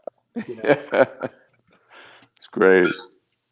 Just one mic on the drums. Yeah, right. I don't know why you ask me these questions. I don't know. I was gonna ask. Wow, it's too bad Mike Clark is still here. Like, what's the deal? Why did so many cats not have bottom heads on their drums then? What was the theory? The sound. The sound. You just wanted that boop, that straight. Just get to it. Yeah, I don't know. I think it was more like the producers were going for that more than the drummers were. You know, it was like it was a sound that I know. I did one thing like that with Michael Henderson, and the drums happened to have like that head. I never liked that sound, but the producers were pushing it. Producers like David Rubinson, right? And people. I mean, Mike Clark would have a lot to say about that. Yeah, I'm sorry. It just came to me. Yeah. Yeah. Did you play on Starship, Michael Shrieve? No, I didn't play on Starship. I think that was Norman Connors. Right, that is Norman. Right. But I was hanging with Michael a lot during that period. And he helped me with the solo album that I did, where, believe it or not, I'm singing. And all right. Yeah, I mean, I'm telling you, man, I got the whole thing. I can play you like the one where I'm going all the way. What's his name? Like, you know, oh baby, now, you know, it's Barry White. I'm doing Barry White like all. Got like Earl Klug's on it. You know who's on it is what's his name? Ghostbusters. You know, Ray Parker. Ray Jr. Parker. Gotta be, yeah. Ray Parker's on it, and it was fun. It was fun. Had orchestration by Sylvester Stewart, not Sylvester Stewart, but another Sylvester. He did a bunch of the Detroit stuff. You know, I love that stuff. I would go out and fly or hang out with Michael in Detroit. It was just great. I remember I came out there one time, and it was just when the Comet came out with the record. The great. Come on, my age and my memory are what's the guy? What's the guy? The great comic. You know, Dave Chappelle owes everything to everybody. You know, Richard Pryor. Yeah, Richard Pryor. Yeah. Okay. Mm-hmm. Anyway, it was an experience like listening to that record with all Michael's buddies and being the only white guy in the room. That was like really, it was really something because nobody ever heard anything like that. And I don't know. I was into all that, you know, dramatics music and all those kind of hits, you know. Yeah, man. Stylistics and man, yeah. Yeah, the Delphonics. TSOP, Sound of Philadelphia. Yes, sir. Absolutely. Hey, Michael lives in Atlanta. Oh, does he? Yeah, he came to a show we did as a tribute to Miles Davis, and he was the guest with us. Oh, great. Yeah. Yeah, man. In Vegas last time I spoke to him. I haven't spoken to him in a while. Yeah, how's he doing? How's he doing? He was cool. He was chilling. He's still out there singing too. That's what he said. He's still gigging and working and all. All right, now let me get in here with something. Okay, Adam Deitch. What's up? I was gonna say, call him out. Call him out, man. Okay, so no, this is not a bad deal. So I'm gonna tell you, when we first met, you were playing with AWB. We played with you guys, I think, in Boston. Well, actually, when we first met, I took a lesson with you when I was 12. Well, 12, but when I'm talking about when you were, you know, out doing gigs, and I saw you, you know, with AWB, and you came in on a skateboard. You were riding a skateboard. Those were the skate days, yeah. Yeah, skateboard. And you come in on a skateboard, Roger, and that's we look at each other, and you get the skateboard, and then you started playing. And you wore it out. You could ride that skateboard all you want after that. Yeah, when you're mad, you can do whatever you want. Right. Yeah, I had prepped myself my whole life for the, you know, play with Tower Power one day, but I ended up with AWB, and I got to watch you guys rehearse every day, which was great for me. Like to see how you and Mimi run that band and really, you know, doctor the arrangements every day. And I took that, you know, and I was like, I treat sound check like work ever since I saw that, you know. That's right. Yes. You know, and it was just a great to hang with you, and Rocco actually wanted to jam with me one day at soundcheck, and he's like, "Come on up," you know. And then we just like played just the two of us for like 5 or 6 minutes, and it was just life changing. That I was like 24, 25, you know. Yeah, man. Great, man. Just you know, and that lesson you gave me when I was 12, Dave was teaching at the Long Island Drum Center, you know, where Dennis used to come once in a while also, and that was a life changer, you know. And you played all your grooves real slow and talked about your concept, and you know, that was the beginning of me getting serious into the stuff, you know. So thank you for everything, man. You're beautiful, man. It's great. Great to have you here, man. Yeah, and we got some gigs together coming up too soon. Yeah. Tower Lettuce. Yeah. All right. Yeah. Awesome. I really want to go see that tour. I'm hoping they come close to me because that's just going to be a phenomenal. That sounds tour. tight. Yeah. We would have done it yeah. already, but you know, we were going to do some, and then you know, some things happened. So Yeah. you know, next year I believe we got gigs together. Oh yeah. It's happening. It's definitely happening. Awesome. Kim? I got to get going at 6:30, so I just wanted to say, David, happy birthday. Love you, brother. Golly. We've been knowing You're each the best, other. Michael. Yeah. Dennis Chambers, what can I say? Wow. Can't say it. You other guys, it's a pleasure to meet you. Lil John, You too, man.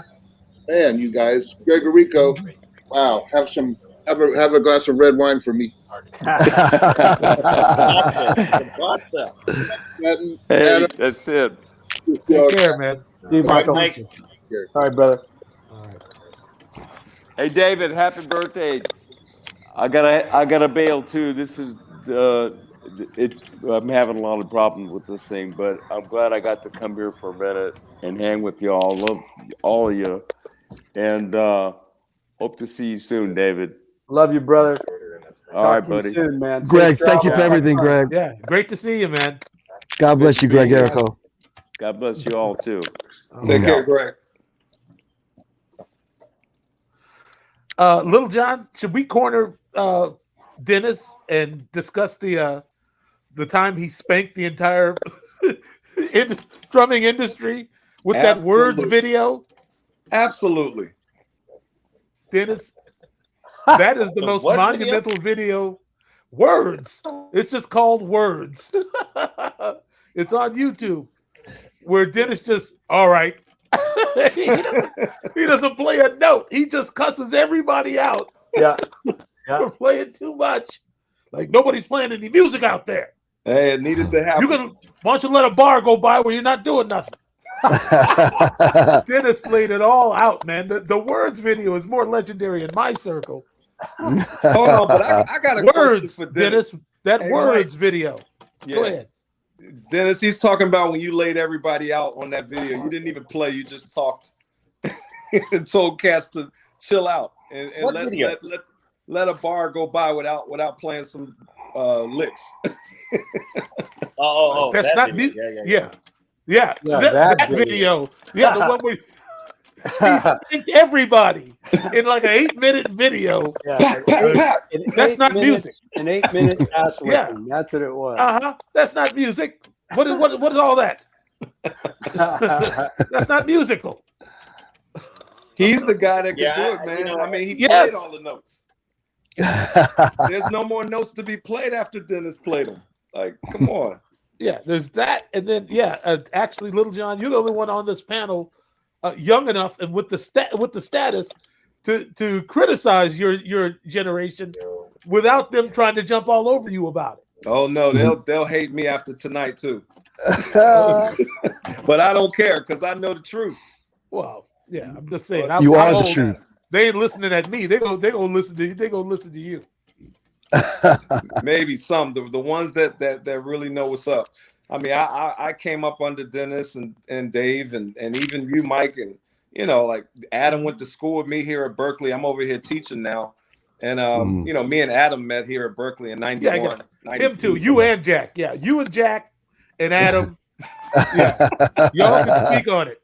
The rest of us, they want to take a hit out on us. Hey man, you got to respect your elders, man. I learned from the best. That's you the know, thing. and Dennis they is told me what was Mhm. right and what was wrong, and I was humble enough to listen to them and take the advice and run with it. You know. Yeah, there's about 2 or 3 names in my mind right now that I I'm know sure. Dennis was talking about, and I'm not going to bring them out. But I was like, "Ooh, Dennis finally said it."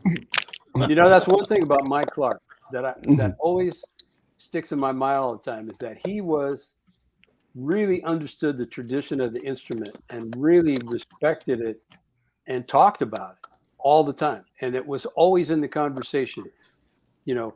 So the line of drummers, where you come from, you know, and you really should know that. At least that's what I was taught, you know. You should know where you come from, you know. Yeah. Real quick, because you brought Mike back up again, I actually texted him to ask Michael Bland's question about drum sets with no bottom heads on them, and he said when he played it that way, it's because that's how the house kit was. All right. Wow. Sound like an old church story. I mean, that's what most of our churches had. Yeah, they couldn't afford. They couldn't afford them. They couldn't afford a bottom head, or they didn't take care of them, and that's all you were left with was the top head. That's right. That's like there's. You familiar with this gospel record? Did we talk about Love Alive too? Walter Hawkins God. with Joel Smith. Absolutely. I remember looking at the inside of that of the album cover. They had a bunch of pictures from the people catching the Holy Ghost, and and they had a picture of Joel, and he had black dots, like clear black dots on that kit. And so I that's how I thought. Well, that's he how had you're the supposed two to rock small it. toms to the left of the hi-hat. Yeah. It started there and then it went all the way around. Man, he was one of my absolute favorites, man. Joel Smith. Absolutely. Legendary. Yeah. Another Oakland guy. Yeah. Yes. Yes. Something about the water in Oakland, man. I know, man. You know, it's becoming clear during to me that now. period, there was like so many guys. I mean, guys that I don't know. There was a really great drummer, Harvey Hughes. You guys ever know of Harvey Hughes? He was a Bay Area guy. So we used to get together and jam over at my house. Yeah, I had a little apartment in Oakland. We go over there and play. We would tag team on the drum set and, you know, tell each other, well, you play this, try this, add this. And then we would kind of go back and forth, you know, making up beats and all that stuff. And he played with Cold Blood for a minute. He was really, really great drummer. Yeah, Bay Area guy. He was Sandy McKee. Oh yeah. Yeah. I've heard the name. Yeah. Sandy McKee was like, you know, with Cold Blood. That guy was pretty sick. He played his hi-hat underneath his snare drum. Oh, right. So instead of your hand being over the top, it was underneath. Mhm. And he was really fast. A lot of speed and crazy beats and all kinds of crazy stuff. Did he play open-handed? No. And he never hit his sticks. Not that I saw. He was hitting the drums, not the sticks. You know. That's crazy. No, He was really great. There was a few guys that played like that back then. Tony Williams used to play like that. Oh wow! There's pictures of him where he would and Papa Joe used to do that. Oh But wow! The reason man, why yeah. he did it, the reason why though, because the hi-hat stand it didn't go any higher. Yeah, I've seen pictures. Yeah. Yeah. Yeah. But if you look at like early Tony Williams, I mean like even with Miles, the hi-hat was like really, really low. But I remember one time at one period, Tony was playing with his left hand, his right hand is underneath the left hand. But it all depends on what hi-hat stand he has. That's the way Sandy McKee looked like when he played. Yeah.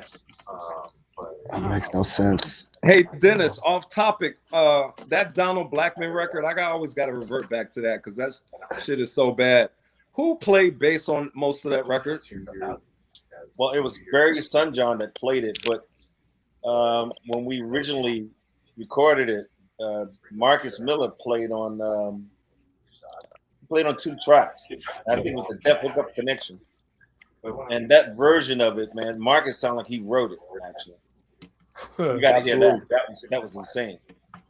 And I right to this day, well, actually, kind of know. I found out the reason why Don took him off, but it was crazy, you know. Wow. Yeah, Wow. I did hear a story that Marcus originally. He killed it. Interesting. He killed it.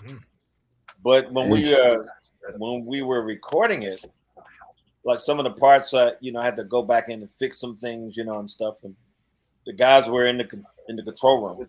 You know, I'm thinking they're listening to, you know, my fixes or whatever I had to do. I go, wait a minute, those guys were looking at porno.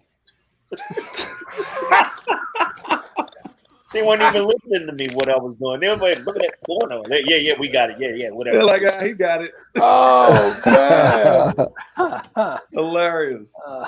Who played bass on Yabba Dabba Doo? I know it's synth bass, but is that Donald? Yes, Donald, yeah. Okay. But Donald played the original version on drums though. And that was pretty funky. Wow. Do you have that? Yeah. Come on, man. Dave, you played with Denise Williams for a little while, right? Yeah, I was her band leader for a couple of years. Wow. What was that experience like? Oh, it was, you know, it was okay. I mean, you know, she was kind of out of her element. I think, you know, when she started doing, you know, singing gospel music, it was more in line with, you know, the way that she thought and stuff, you know, the way that she was. And so, you know, it was a stressful time for her. There was a lot of pressure, you know. I got the gig through Maurice White. Maurice. Wow. Wow. Well, wasn't that's the EWF rhythm section on like that first record, isn't it? Yeah. Yeah, okay. On like Free and like you played Philly Free, and all David? that? No, I was on the next album after that. I played some of the stuff on that. Okay. What album is that? Is that the one after Free? I don't know. I don't even remember the name of it. I want to check that record Let's out. Hear for the Boys and all like that, or before that?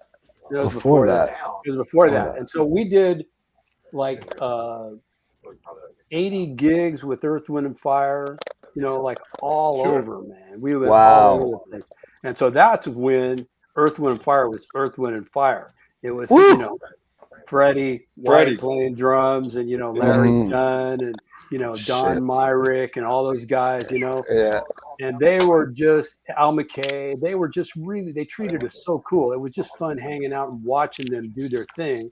That was, I think, possibly some of the coolest live music that I've ever heard. You know, no, they weren't playing with tracks, nothing like that, right? And it was just all just killing, playing vocals. You know, Maurice was like a mastermind. He's like the genius, right? Yeah.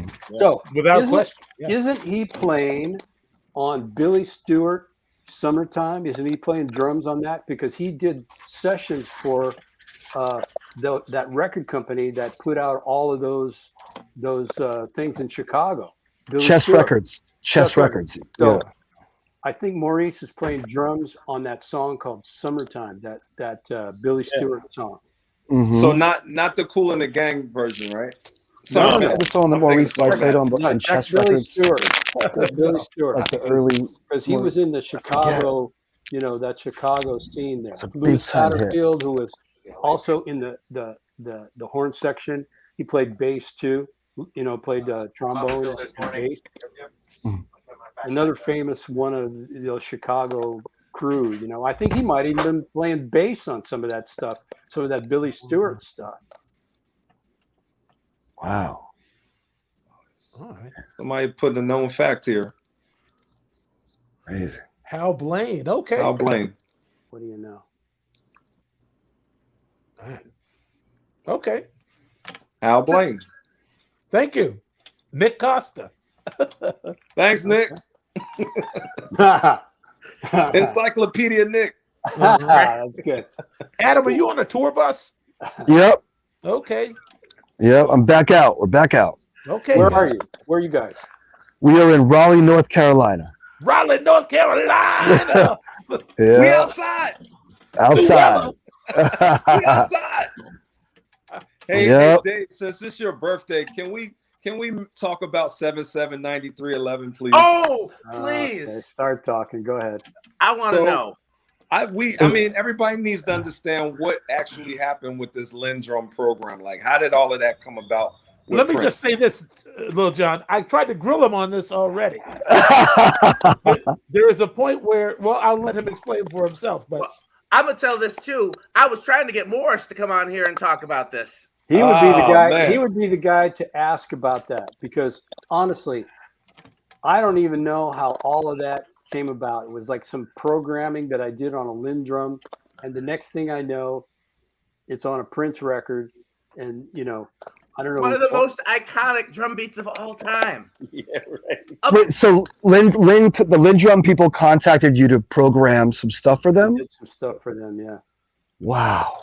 And was that the whole beat, or did they manipulate it or something? Or is that the actual beat that you programmed? Honestly, did you write it out for them, or did you actually play it on the machine? Or no, I programmed it, you know. But I can't give you any more information. Honestly, it's not like Did you sign an NDA? You know, I didn't sign anything. No, you have to ask Morris Day. But okay, so the hi-hats, you did program the hi-hats like that because it sounded like you anyway. As far as I remember, yes. It wasn't even something that was a big deal, you know, from what I remember. You know, it was a big deal now. Turned into something. I'll tell you what. Apparently, Bruce Forat owns Lynn now. Like his family went into when the company went up for sale. Like his whole family walked in and just said, "We'll take it." So I was gonna try to get with Bruce because he had quite a bit more insight into it. But you know, the Forat brothers, they used to have. I used to use Lindrums when I was working with Gino Vanelli. I had 2 Lindrums, and I had one that I had it all souped up because Gino didn't want to do any live drums. He wanted me to do only programming. What? So, I'm not kidding. I had sessions like that. So only programming. He says, if you can do this, you have a gig. So I wanted a gig. So I got into programming. I got 2 Lindrums, and one of them had all souped up. The Forat brothers would soup up your Lindrum so that you could have all of this. It was before touch sensitivity happened. So I could get ghost notes by, you know, the way that I had it all set up and everything. So I could replicate all this. So if you listen to a Gino Vanelli record called Big Dreamers Never Sleep. Yeah, you sent me the link for that. It's incredible. Okay. I got to hear this record. Yeah, you do. It's all Lindrum with cymbal overdubs. What? It's on YouTube. I'm about to check it out. If you listen to a song called King for a Day, listen to that. Yeah.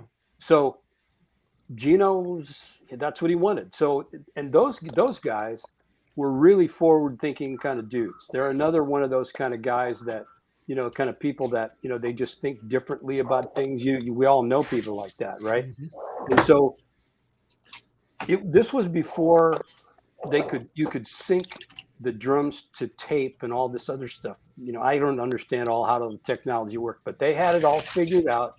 So they synced these 2 Lindrums together. I had percussion in one, drum set stuff in another, and they ran it with a Roland master beat. And it all synced to tape and everything. So that's what we did. And it just programmed like crazy. We worked for hours and hours and hours recording and doing different stuff. And it was all programming. I did 1 live session for them, and that was when I first met them, and that's the Black Cars song. And then there was another one called Wild Horses, where it was a drum program, and I played hi-hat and brushes over it. And Gino would say to me, "Give me some of that jazz shit, like with the left hand, like the jazz drummers do, where the left foot is a voice, stuff like that." But it was all programmed. Well, my question would be, was the music already laid out? No. So they started with the programming? Those guys, they working with Gino was one of the coolest creative experiences that I've ever had, because he's a composer. He plays he's songwriter, lyricist, plays bass, plays drums, plays keyboard. So he plays all this stuff. I had no idea. Oh no, he's a totally bad man. And so we would work on ideas. I would play beats. He would give me a lot of ideas.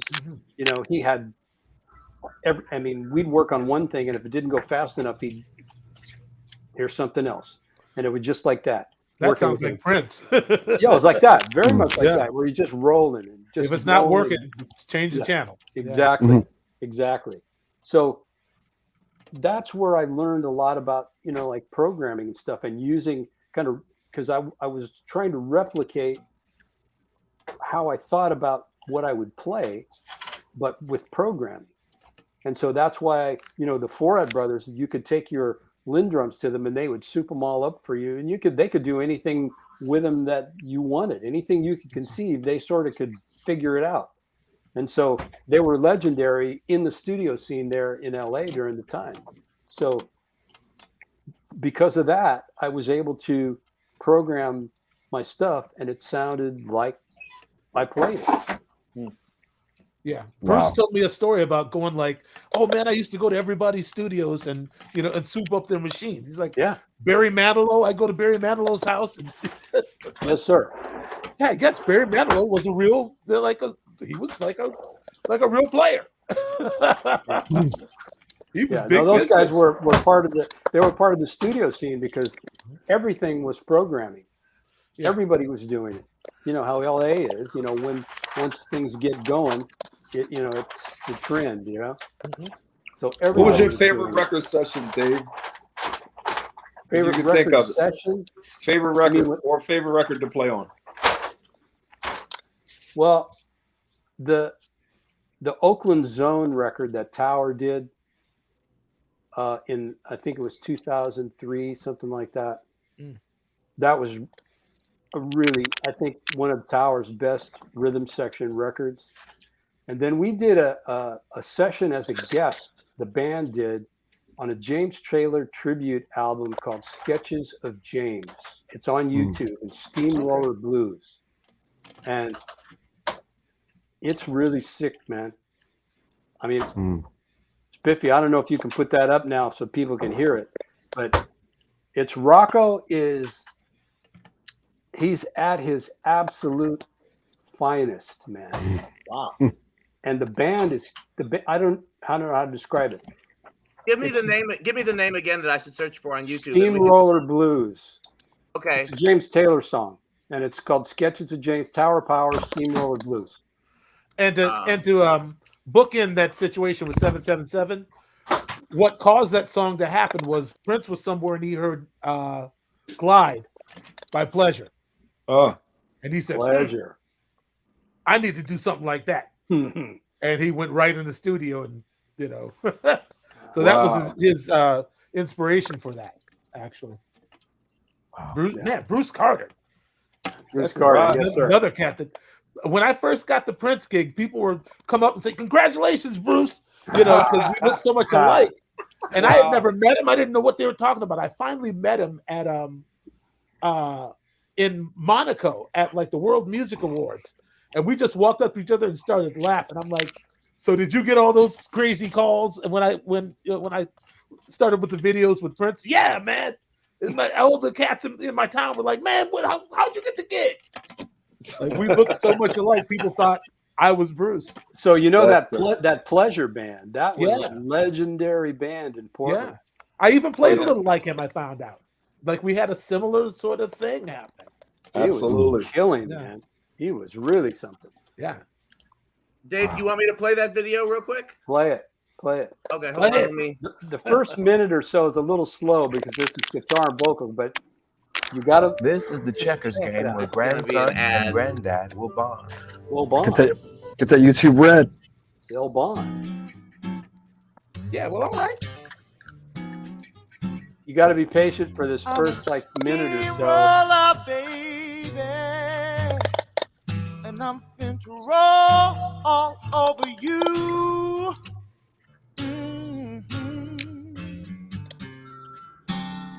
I'm a steamroller, baby.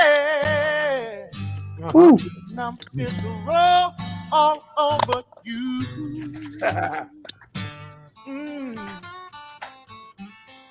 Said I'm gonna inject your soul with some sweet rock and roll. Who's that? It's Brent Carter. Shoot ya for love, Brent. rhythm, and blues. Here we go. Here it goes.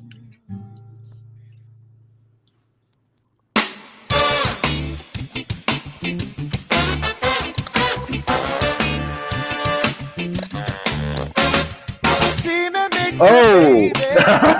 Churning earn a burning fog. Yeah. I'm a seaman makes a baby. Churning earn a burning moan. Yes, I am. I'm a demolition derby. A hefty honk of steam and jump. Hey, yeah. Come on, blow for me, man.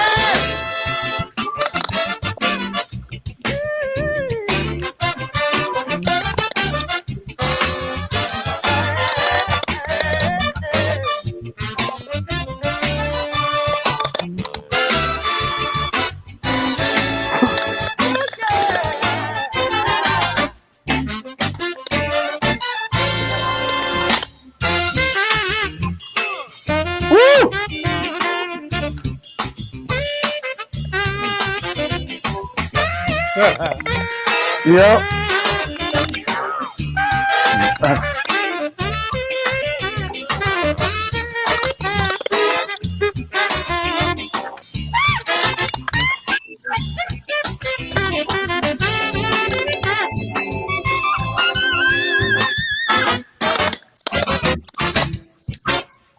Oh! What? Yeah.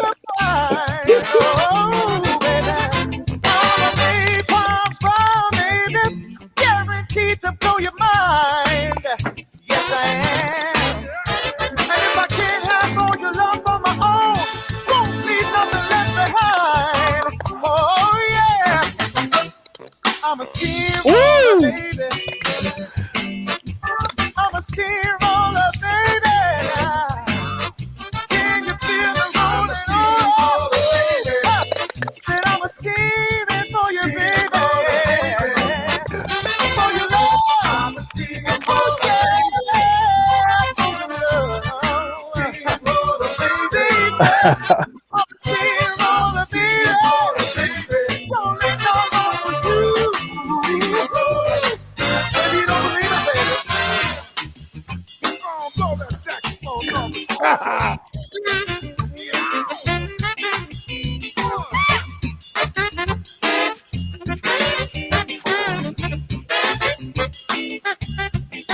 rolling for your love.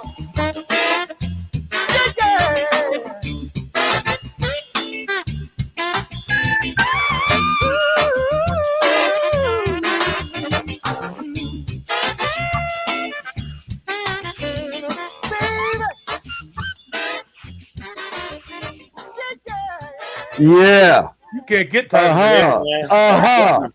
Yeah. Okay. Dave would play a groove like that on the E of the 2. Wow. On a 685. Oh my God.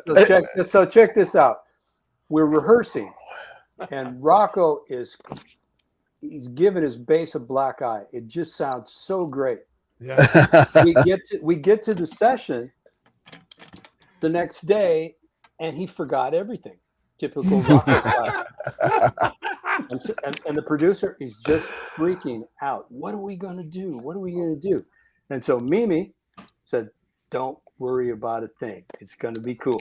And so typical Rocco, you know, he's in the moment all the time. Yesterday's notes were yesterday's notes. Yes. So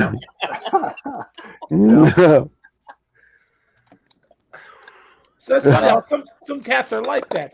I remember somebody telling me a story about they said that Tony Maiden was the rhythm guitar player on like whose tour was it? Like maybe Paula Abdul or something like that. And she was getting upset because he was changing the guitar parts every night. But he was all them dudes. And the MD was, you know, she kept telling you need to fire that guitar player, but the dude, like, I can't. he's so funky. You just gonna have to bear with it. Like Tony would come in and just pick up where he left off the night before and be doing something else completely. I'm like, that's great. Man, I love it. Michael, let me ask you a question. Does Sonny have a little bit of that gene? No. No? Okay. He might have a little, but I'm telling you, I mean, no. Sonny is the type of guy who, if it's a disciplined situation, gotcha, and everybody's staying at home, he's there. But if it's all bets are off, that's what I've heard. Well, yeah, I've heard a few of those moments. Yeah, well, look the context you caught him in. Yeah, you know, it's just in a hole in the wall in the same bar where I met where Dennis came after his clinic. Like, what is Dennis Chambers doing here? I left Dennis's clinic, and he comes down to my gig, and I'm right. Like, all I was listening to was Blue Matter and loud jazz. So I tell him, like, you're not gonna hear nothing you don't recognize, man, because all I've been listening to is you. But yeah, all right. You know? No, you guys were killing that night, man. You're really fucking killing. I'm amazed that I could even play a note, man.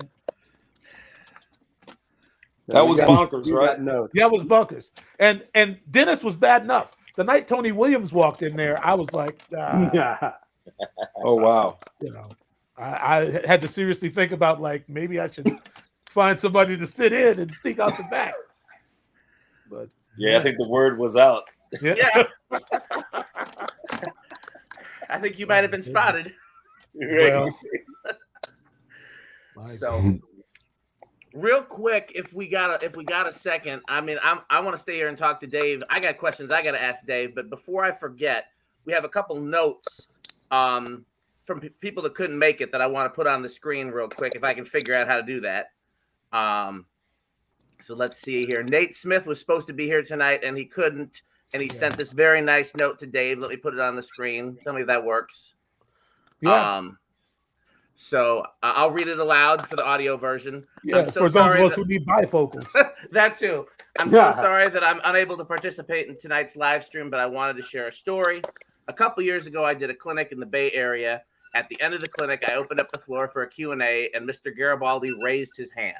I wasn't aware of his presence there until I saw him, and I'm so grateful as I didn't know, as I would have been really intimidated to play for him. Oh, wow. He asked a beautiful and insightful question, and he graciously took a pic with me after the clinic. I was amazed by his humility, his genuine curiosity about drums and music. I was teaching the drum clinic, but in meeting Mr. Garibaldi, I felt like I walked away learning a very profound lesson. Thanks so much, sir. All the flowers to you. Well, that's all right. That's sweet. That's beautiful. I like that Nate Smith. Nate Smith is all right, man. And let me find the other one. Hold on a second here. That's really cool. Share. And he did a hell of a clinic too, I have to tell you. Oh, if you got it, hold on to those stories if you remember any stories from that, because we want to hear them. So here's from Andy Newmark. Is it on the screen? Can y'all see it? Yes, there it is. But read it. I have always loved Dave's playing. I was in a band called Hammer, and we opened for Tower Power and Miles Davis at the Fillmore West in 1969 or 1970. I already had the first Tower Power album, so I was very familiar with Dave in the band. I was excited to be on the concert bill primarily because I knew I'd be able to watch Dave play up close from the side of the stage, and as an added bonus, also watch Jack DeJohnette play with Miles. Miles headlined. Dave really swung the band. I loved how he incorporated all the horn accents into his beats while maintaining a beautiful groove. Very musical and understated. Go Dave. Yeah. And then the other thing, if we have a couple minutes to spare, and again, I've got some questions for Dave, and I want to have many more Dave stories, but I also want to give an opportunity, if it's okay. If you guys remember, a lot of us came together the first time around for the Clyde Stubblefield tribute. And if you guys remember Trevor, who is putting together the documentary, his father was one of Clyde's closest friends for the bulk of his life. And Dave is one of the few drummers that Clyde looked up to. So I wanted to ask Trevor's father, who's a drummer named Joey Banks, to just stop by for just a couple seconds and share what Clyde's feelings about Dave, if that's okay. Yeah, where is he? He's right here. Hold on. Unmute your mic, Joey. Unmute your mic. All right. Hey. So, how you doing, everybody? Hey. I've been watching, listening the whole time, and I'm in awe of every person's abilities on this panel here. Very inspired by a lot of you. So pleasure to be here. Thanks, Dan, for getting me on, Dan and Michael Bland. Appreciate it. Yeah, man. Yeah. So Dan texted me earlier today, and he's basically said, "Do you have any? What would Clyde have to say about Dave Garibaldi?"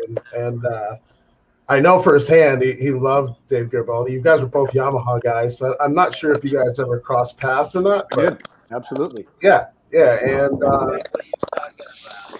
we had weekly on the actual post. Weekly card. I heard somebody else talking. Is that me or is it? You're good. All right. We had we played cards on Sundays. That was his thing. He really we had a group of people that were close friends of his, and some musicians, some not. But we just get together, and Clyde would cook for us, or grill for us, or cook pizza in the oven and whatever, and do shots and just have a good time. And there was a lot of camaraderie amongst the group. And we would listen to funk and soul music. That's it. That's all he ever wanted to listen to. But whenever Tower Power came on, he's got this little air drumming thing that he would always do. He always would play. He would play to Dave Garibaldi. He would do what he thought you were doing, and he did that for other artists. But it was always Tower Power tunes, and he loved your music. Again, I mean, I was very inspired by you, but Clyde, he had his favorites, and he definitely responded to the Tower Power music. Your drumming specifically, David. His that I Got the Feeling track, from 1968. Mm-hmm. You transcribed that, right? You did a track for that, yeah. I did a transcription of it. But you listen to that. I mean, that's like studying. That's like, listening to Tony Williams or Elvin or, Max or anything like that. It's like that, when you listen to that. And he's the guy, man. He had invented so much of the language that we use. It's Yes. stunning, man. But that particular track, yeah, still, they'll be listening to it. It'll show up in some sort of pyramid they'll find with that on there, and they'll go, "Whoa, what's this?" Yeah, absolutely, Time capsule or something. Yeah. It's art, and it deserves to be seen as art. Funk drumming at the highest level is art, and a lot of jazz cats or I want to say they don't understand the art, the artistic, of how incredible that music is, and I love that Dave said that, and you refined it, Dave, DG, like you took what he did and you refined it. Oh, well, you're very kind, man. I appreciate that, brother. Thank you. Yeah. Real quick, Lil John has to go. So before he dips, Lil John, you have any more questions for Dave? Thank you for bringing up the 777 because I was going to bring that up. Oh, yeah, I had to go there. But, man, Dave, I just want to thank you for all that you've contributed to the drumming community and the world musically, man. I thank God that he spared your life from that incident that happened, man. We were all praying for you, man, and hoping that you would pull through out of that. And it's just good to see you in good health and all, and still playing like a motherfucker. And man, inspiring us, man. I'm glad I could come through here. I'm over at Berkeley teaching all day long now, so I gotta crash and get up really early in the morning. But I'm glad I could come through here, man. Show you some love while you are here. With Thank you, brother. I appreciate it. My uncle Dennis. Great to see you and talk to everybody. Yes, sir. Yeah, bro. Thank you, Johnny. Glad you could make it, man. You know what it is. And Yeah, Dan, thanks sir. for having me here, man. Jack, what's up, bro? I don't know you like that, but I know your work, man. Super dope. We got to hear from Jack before the night's over for sure. We haven't heard He from hasn't him said yet. a thing. He said a couple things early on, but then But yeah, much love, everybody. Peace. Right back at you, brother. Yes. Thank you, John. Happy birthday, David. Happy birthday. Thank you, brother. Thank you. I'm upset that we couldn't get Roger back on. Roger was trying to log in, but he didn't have good connection in Hawaii because he apparently had the doctor with him in Hawaii that saved David's life. and the doctor was going to come and surprise David on the show, but he couldn't get his connection to be consistent enough to do it. Sure. Yeah, I didn't know if we was going to go there and talk about the accident or anything else like that. But I mean, that Dave is still, not only can he still play, not only did he survive, but he can still play, but he's still out there touring and still just as strong as ever. I mean, it's such an inspiration that God is not through with him and his work. Yeah. And Well, it's such an inspiration, to see somebody come through that, their purpose. I mean, that means that his purpose is bigger than everything that he's already done, which is already like his catalog already. I mean, if we didn't hear anything from Dave past 1980, he'd be on the Mount Rushmore of funk. But for God to bring him out of that and back full force playing means he has bigger things yet to do. That's right. And that's such an inspiration. So I appreciate you saying that, man. It's nice. That's my piece on that. Yeah. Say your prayers and take your Flintstones, like Hulk Hogan said. I thought Mr. T said that. Take your vitamins, fool. I mean, is there anything you want to share about that, Dave, or would you rather not talk about it? Well, I mean, I'm here. Just life. That's it. Yes, you're here. Life happens, man. I mean, things happen. That'll surprise you. You got to be, so enjoy every minute that you're here. Enjoy everything that you got going on. Shit can change really, really fast. Yeah. I'm a different person since that. In a lot of different ways. Yes. But man, I'm so thankful that I'm here, and Marc and I, we get to work together, and it's a great thing to be doing this with you guys, man. I mean, I love you guys. I mean, thank you so much for doing something like this. I can't tell you what it means to me, man. It's beyond words. I was so nervous today, man. Why are you nervous? Right. Because I don't like people talking about me. It bothers me, man. I just, I understand that. I like being under the radar, I get it. But this was a little bit too above the radar, Well, you got to tell your story while you're here. Yeah. I think there's got to be somewhere people can, harken back. But when the maker calls you home for real, we'll have this. Right. Well, I was going to say it's a testament to how much Dave is loved that we crashed StreamYard.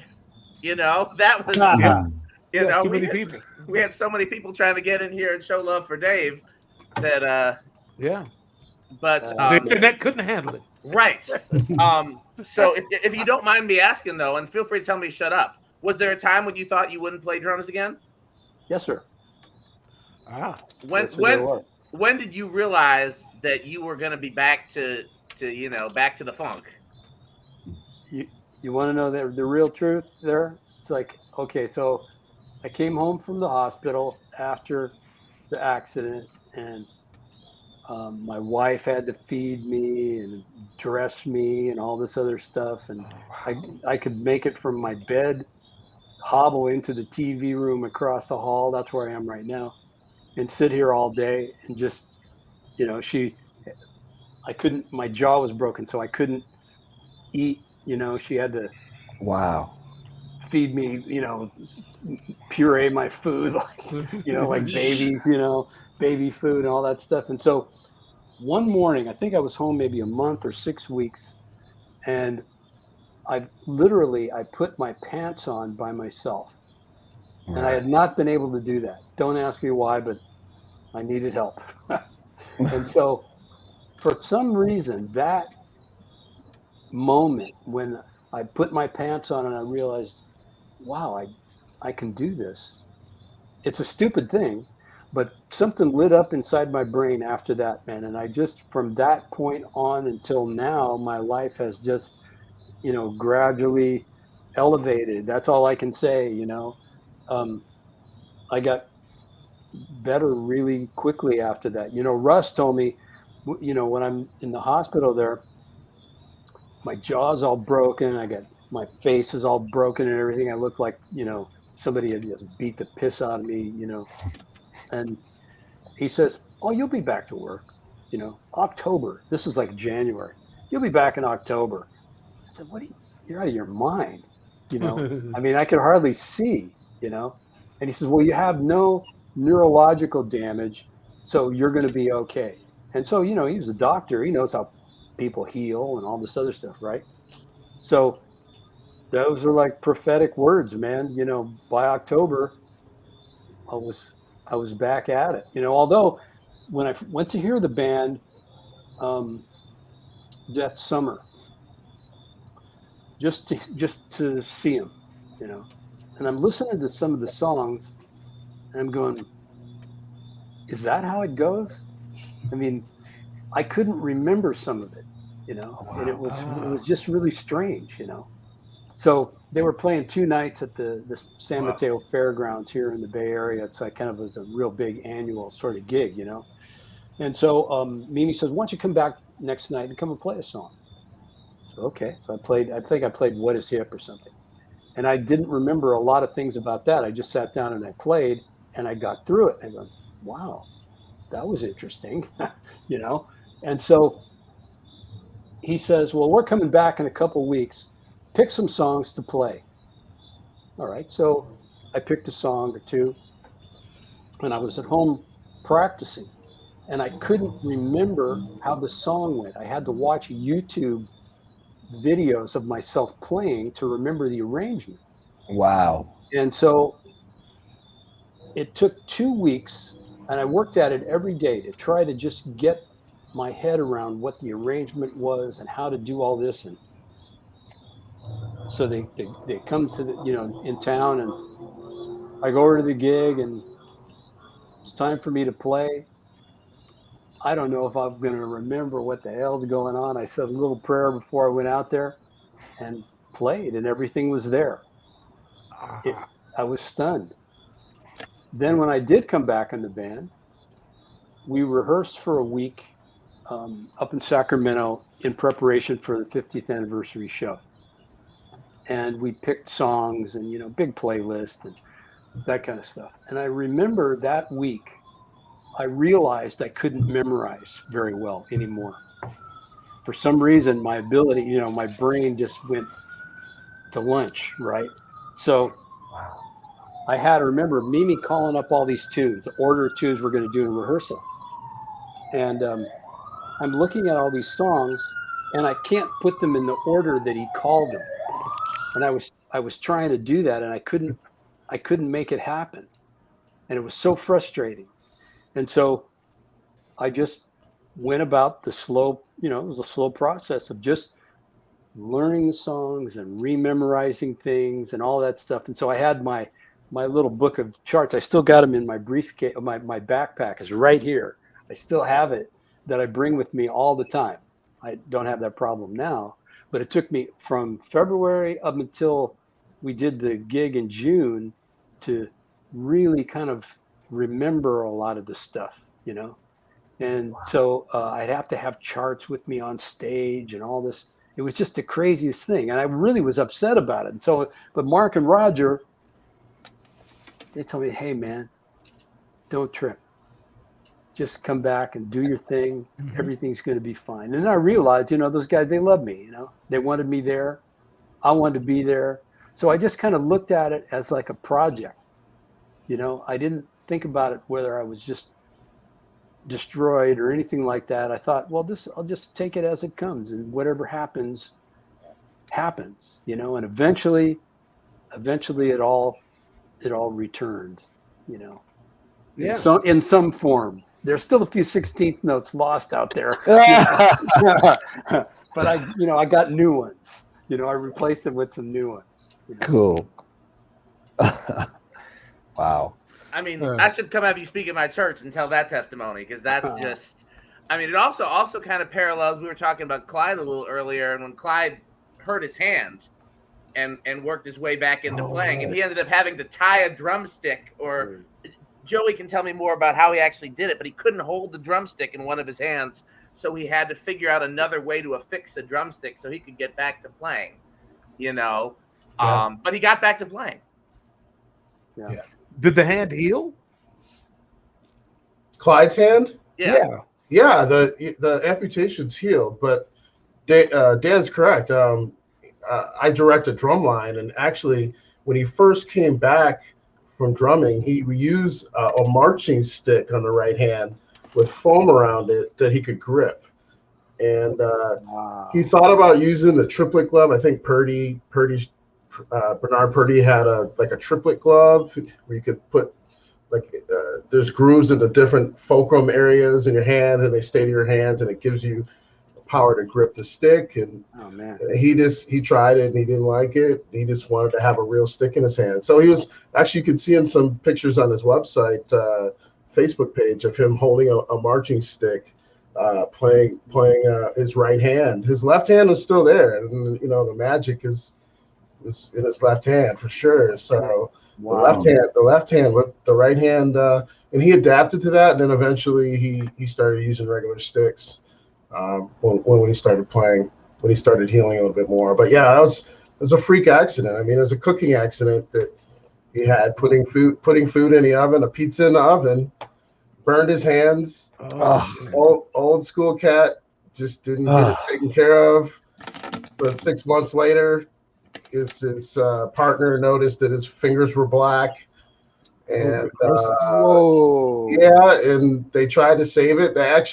He had a couple of really painful surgeries that try to save his fingers, where they had to put like tubes down his neck to get because there was no circulation going to his hand, so it wasn't healing. So yeah, it was rough, man. I mean, I was there through that period with him, and it was a tough time for him. I mean, he had some other health issues before that that kept him kind of on the couch for like 2.5 years that he didn't play. And then we started the scholarship series and whatever, got him back up and running, prior to his death. But yeah, it was, the amputation thing was kind of crazy. Gee whiz, man. Yeah. But he worked his way through it, and he's an old school cat. He's like, it didn't really slow him down. It didn't really stop him from drumming. He kept on going the best that he could, with what we had figured out would work for him. And I just want to say, Dave Garibaldi, we share a birthday. My birthday's November 4th. Happy birthday, man. Scorpio. Happy birthday. Thank you, brother. My wife's birthday today, so shout out to my wife, Kelly. Oh, man, that's great. Who's Scorpios coexisting for long periods of time. But I'm a fan of all you guys. And again, I'm not going to say anything after this. Adam, love Lettuce, man, So Alive crew, all that stuff, man. But thank you, man. Love the Lettuce stuff. Dennis, thanks for the little video snippet you did for me with my son when you taped your video for the movie, when you did your interview. It was really cool. I've been showing it to all my friends because my son knows you're my all-time favorite, Dennis Chambers. Yeah. So I mean, Jack, I'm obviously familiar with your work, and Michael Bland. I mean, I'm a huge Prince fan. I mean, I wear the sign on my arm. Whoa, that's there it is. There we go. All right, brother. I'm pretty serious Prince fan. So just to let you know, all periods, all. Oh, watch out. Okay. Aspect all the way back to Minneapolis Genius, Andre Simone, Prince. Yes, sir. Back in them days, I've been listening, been a fan. So Minneapolis Genius 100%. And fortunate to be here with you, and just to be in your presence is kind of godly to me. So just so you know. Thank you, Dan Spiffy, for getting me on. I'm going to let you guys go. Yeah. Dennis Chambers, David Garibaldi, happy birthday, man. You've been same to you. Huge inspiration to me in my life as a drummer. And Dennis, all you guys, man. Peace. Thank you, Joey. Thank you. Good to see you.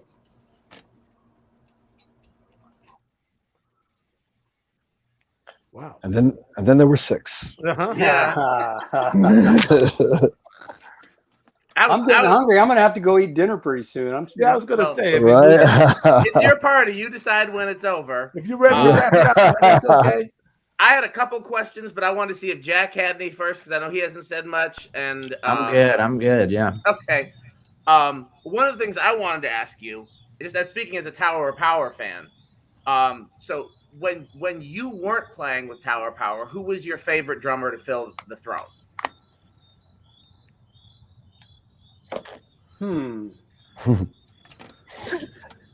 Well, you know, they all did a really great job, all of them. Uh-huh. But you know, the music was different. It was different because the drumming was different. You know, drums are central to what that music is. And so, Yes. you know, my concept was, you know, the songs, you know, a lot of the songs concept was built on the way that I played. And so the guys that came in, they had to do, They couldn't do you, so they had to do their own thing.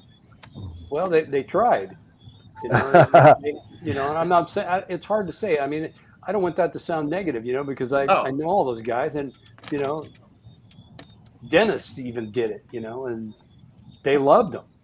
So, you know, yeah, that's a tough question, you know. I mean, Herman does a really great job. I think I Herman was plays the hoping you'd band. bring him up. Herman plays the band really, really well, you know. He doesn't try to be anything other than himself, you know. I think it's real cool, you know. And the reason why I was hoping you'd bring him up is because the first time I saw Tower of Power live, he was playing drums. It was Roger's like first or second gig, and it was right before you came back, and Herman was on drums. And actually, one of the first Tower of Power records I bought was Sold Out, which was him, I believe, on drums. Yep. And so then I was going to just kind of ask, because again, obviously I love the original you and Rocco, and that's the Tower of Power sound. But I also have a lot of love for that very different sound, particularly like that record and that era.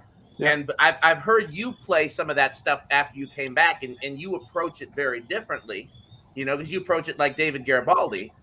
And I just kind of wanted to ask, like, not how do you feel about that, but just like how do you feel putting your approach on that particular era of music? Because I mean, from the times I've seen you guys, you still do a lot of like those songs, like you'll do Sold Out and some of the other songs from that era. And do you have any particular feelings about your approach to those songs? I just wanted to play the songs my way. I don't know, you know, and yeah, you know, really, I mean, because I wanted to. Yeah, Right. exactly. You know, I mean, and with respect to, you know, to those guys that played, you know, on the original songs, you know, Mimi never said to me, I want you to play. He never says that. Never. That is in the I never want you to play a certain way. He never says that to me ever. You know, it's just open ended. You just play. You know, you do what you do and interpret the song. So that's just like if I was on in some other person's gig and I was interpreting the songs. That it's the same. You know, the same kind of deal. You know, and the originals. Respect to those guys for doing the originals. You know. But I didn't want to do it like that. I wanted to do it the way I heard it, you know. You know, I have to say, man, like I remember we went to dinner one time. You took me out to dinner. And I did? Francisco. Yeah, one time.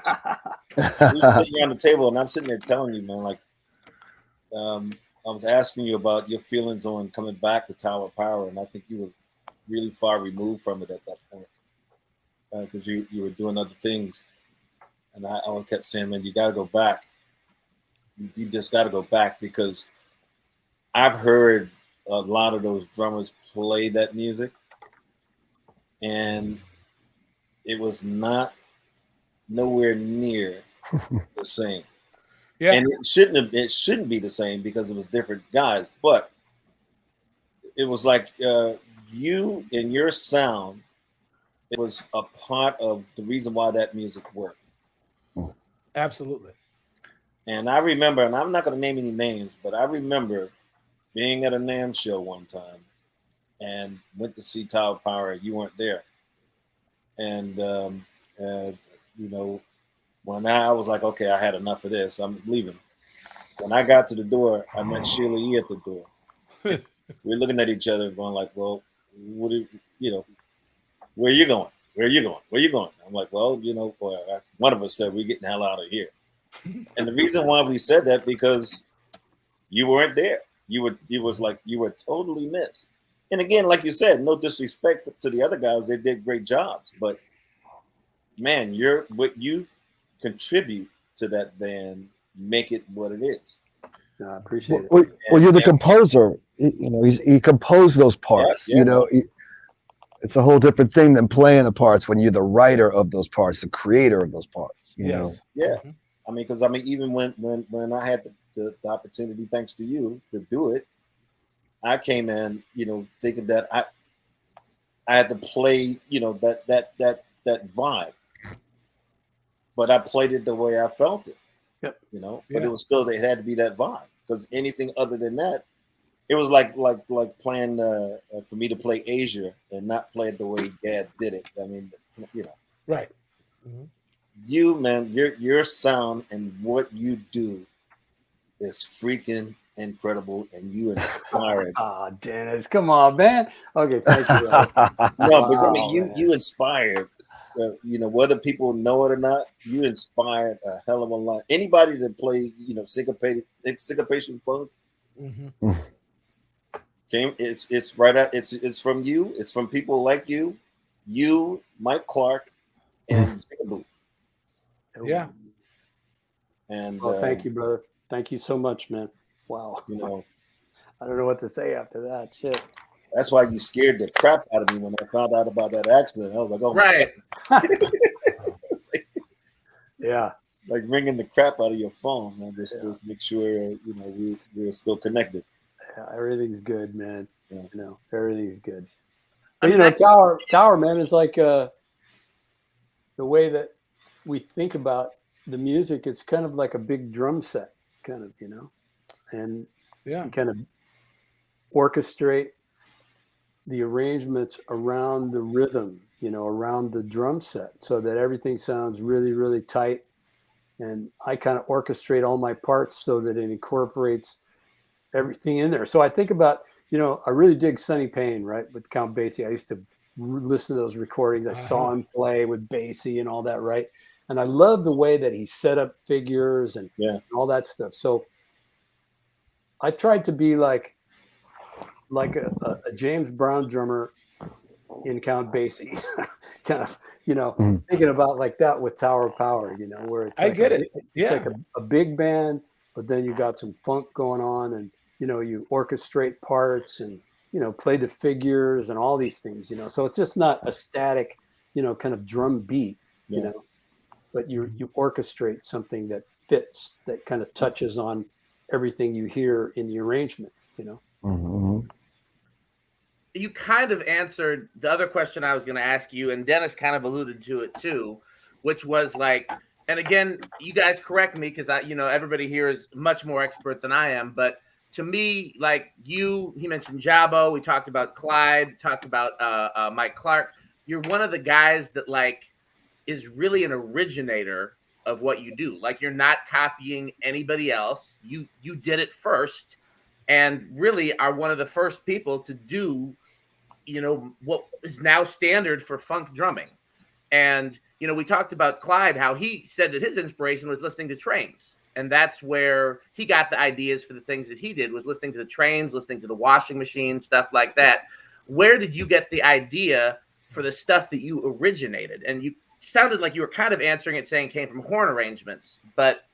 Well, you just make up stuff. I mean, you know, when I saw James Brown, the first time I saw James Brown was that Live at the Apollo band, you know, the one that's on Live at the Apollo album. I saw those guys, and they were serious, man. I mean, I never seen anything like that. My friends and I, we went to the show, we went to the rehearsal. We walked in early and they were rehearsing, and we walked right up to the stage. They didn't say shit to us. And then, so we just sat there and watched them do their thing, and it was stunning to me. And I kind of like thought right at that moment, watching those guys, this is what I want to do. I want to do this, you know? But then also at the same time, coming up in the tradition of playing big band and jazz and all that, right? I loved all that stuff. And so my idea was to it's typical Bay Area, man. You combine all the things that you're hearing and you just invent something for yourself. That's the what all the guys here were doing, you know? So my vision for myself was composing beats and coming up with, you know, parts to the songs and all of that stuff. Because after we did the first album, that first East Bay Grease thing, I realized I had a really limited vocabulary. That's a great record, by the way. I always hear you say that record isn't your favorite, but you played some amazing stuff on that record. No, wait a minute. Let me say this. I wouldn't say that it's not my favorite. It's just was the beginning of everything. Right. So when after that, we got a 6-record deal with Warner Brothers. And so we're going to do the first record. We're in Memphis with Steve Cropper and those guys, and we're doing the first record. And I realized, well, I don't really have a lot of stuff beyond what I was doing on the East Bay Grease. And this is going to be 6 albums. I don't want to be sounding like the same thing on all these albums. So I tried making up beats for the songs. And I think, well, that worked pretty good. So then the next album after that was What Is Hit?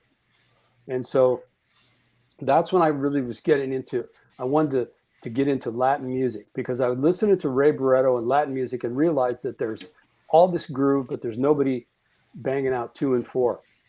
And so I thought, well, what if I was to make up beats that didn't have any 2 and 4, but just were beats? And that worked pretty good, because that was the Oakland Stroke and Soul Vaccination and, those kind of things, right? And so then I realized, okay, well, let me compose beats for each section of every song, and I would never repeat myself in another song, right? So I would force myself to think of specific things that became part of the orchestration of the songs, right? That I wouldn't use anywhere else. And that made me really have to think all the time to come up with stuff, right? So that it became like composing stuff that you playing in the band. And then we started arranging around the drums and all of that, A lot of that is Mimi too. Mimi was like, he loved drums. He loves drums. He loves all you guys. And, he listens to a lot of drummers. And so it was perfect, So crazy. Oh, go ahead. I'm sorry.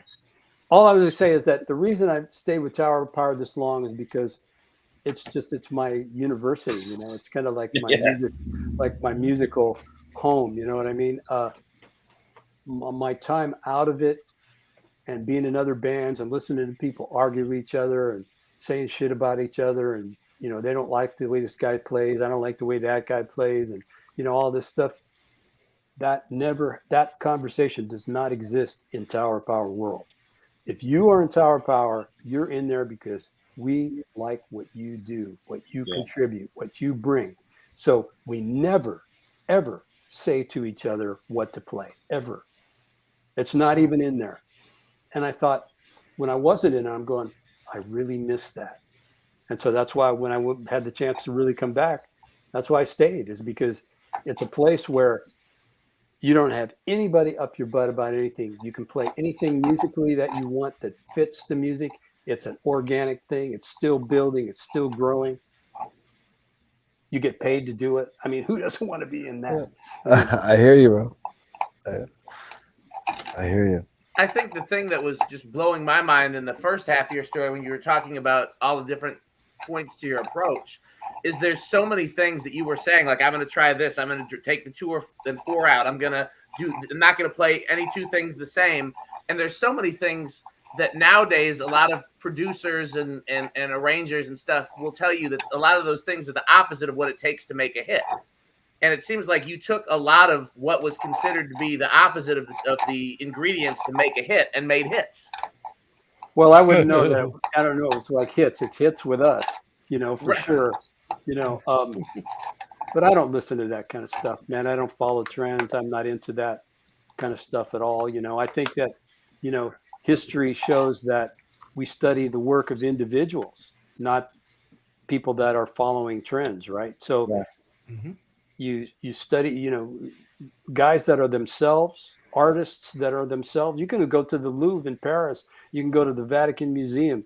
You can go to the Uffizi Gallery in Florence and see all this incredible, incredible art, right? That still speaks to us through all those generations and through all those years. People are still learning from it and still getting excited by seeing it. right? Mhm. And that's because those individuals were being themselves, just like all of us here in this little panel. And so the thing is if you're yourself, you make your own rules. You don't worry Yeah. about that Yeah. stuff, right? Look at Prince. Look at him. I mean, there's a great example, you know? Absolutely. Yeah. Took the bass out. Yep. Mhm. Here, before, go ahead, I was Michael. just going to add this because it just popped in my head when you said that. Levi told me about. He said, "Man, Prince spent like $20,000 to bring in an orchestra for When Doves Cry," and he said the most expensive, hardest decision he ever made was muting that orchestra. You know, he had already taken the bass out. I mean, When Doves Cry is an exercise in minimalism, but it didn't start out that way. He just kept taking stuff away, and he said, he said, Prince said, the hardest decision I ever made was I spent $20,000 to get these cats to come into play, and then I just, something in me said, it's not right. Yeah. And I just muted the channels, you know. Unbelievable. Yeah. That's amazing. I think if you follow your instincts, your instincts will always lead you to yourself. And so Yes. if you follow that, right, that's where the best results will always be. Yeah. Preach. Mhm. Yes, I mean, sir. I don't have to preach to you guys. You guys know all that. You're preaching for them, those people who are watching this, right, and being It's- amazed. It's still good to hear. It's also important to play with people that will allow you to do that. Yes, yes, sir. Yes, I mean, 'cause absolutely. I know each one of us have played in situations where somebody want you to do or play like something else, or you called to do a recording date. They want you to be Steve Gadd. When I lived in Los Angeles, it was, and I still have a lot of friends there. They do well. Yeah. But to me, it was the most unmusical place that I had ever lived. Yeah. And it wasn't bands. It was all freelance. There wasn't any bands to be in. It wasn't where, you get together with a group of people and you build a concept and you build a relationship and, that kind of thing, and make your music together, for a long time. It wasn't like that. And it just kind of blew my mind, how they did things there. I want to be in a band. I want to have a relationship with people. I want to look across the stage and see guys who I love as people. And to me, that's, the end result of that is so powerful, Yeah. Mm-hmm. It starts with the love. I can relate. Yeah. And Dan, he's saying what I was trying to tell you earlier. Well, he's also completely different subject. Oh yeah. Well, I mean, also though, Michael and I have talked a lot about our experiences in Los Angeles and how it's not what we came up with. It's people that just want to show up, do the thing, and go back home. And we're like, well, but rehearsal can't be over. Like, we haven't perfected the thing. Yeah. Why don't y'all want to work? I was in a rehearsal with Maxwell in 2000. And I remember looking around. We were rehearsing at Center Staging. And we had 3.5 weeks to put the show together from scratch. And within the first couple of days, I saw some people like, well, okay, rehearsal's supposed to go till 8. Around 7:45, I saw some people visibly looking at their watch. Like I got to meet somebody at Spago at 8:30. What's going on?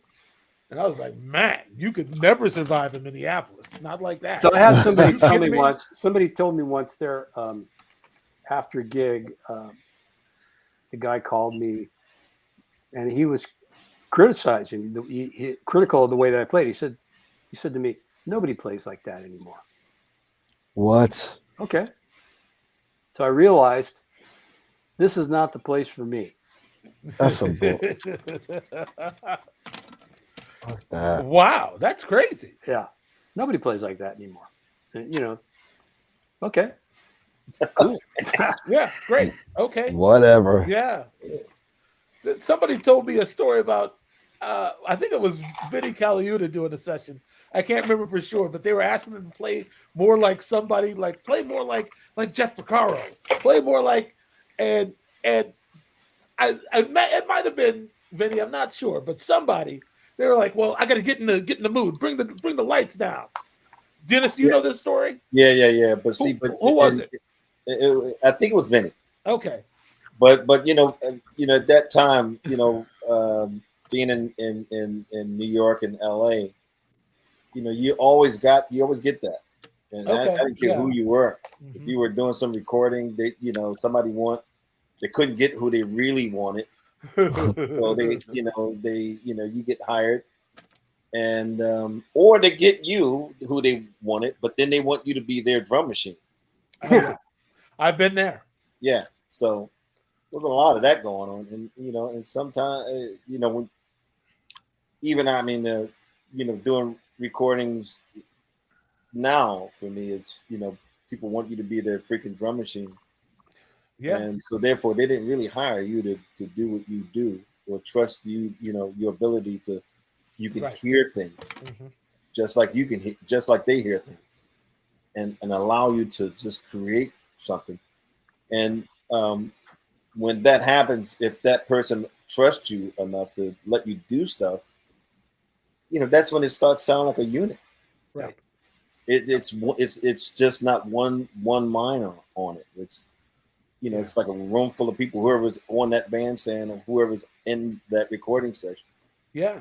It's their thing, even if they have to read it, but if they read it and play it the way they feel it, perfect. But some guys they're sticklers to their sequencers, and like they'll tell you, like don't disregard the patterns that you hear, come up with your stuff. And then you get in there, and then all of a sudden they're trying to tell you to play like the freaking machine. I literally did a session where they were like, just play like a Lynn machine.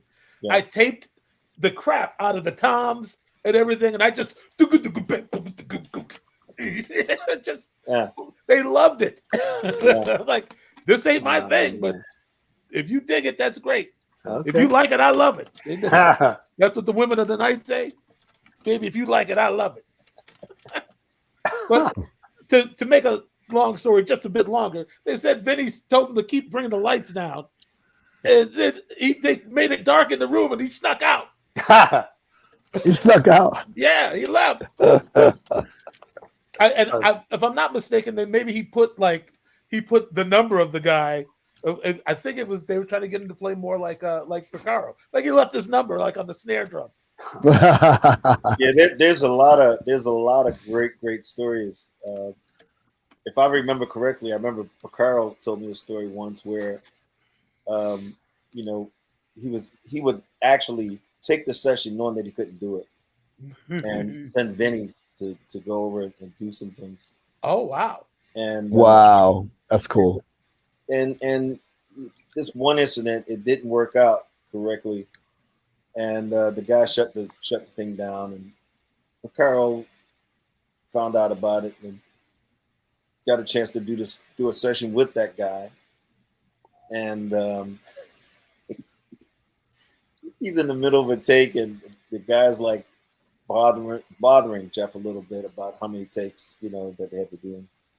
If I remember that story correctly, he got up, said he had to go to the bathroom. He went down. You can hear the doors shut. He goes down the hall, and then you hear another door, and then you hear some crackling going on, da da da da da da. He comes back, and he sits down behind the kit, and all of a sudden, some smoke going on, and the fire department or the alarms go off. The fire department came in. Jeff went and took a leak in the back of the guy's rig. Whoa! Okay. Wasn't expecting that. Yeah, so in the back of the guy's rig, and he just basically said that was for Finney. So that's the kind of guy Jeff was. Well, I like that. Jeff was something, man. Yeah, Jeff, he was a character. Yes, he was. Hey, fellas, I gotta go eat. I have to go eat some dinner. We gotta let Dave eat.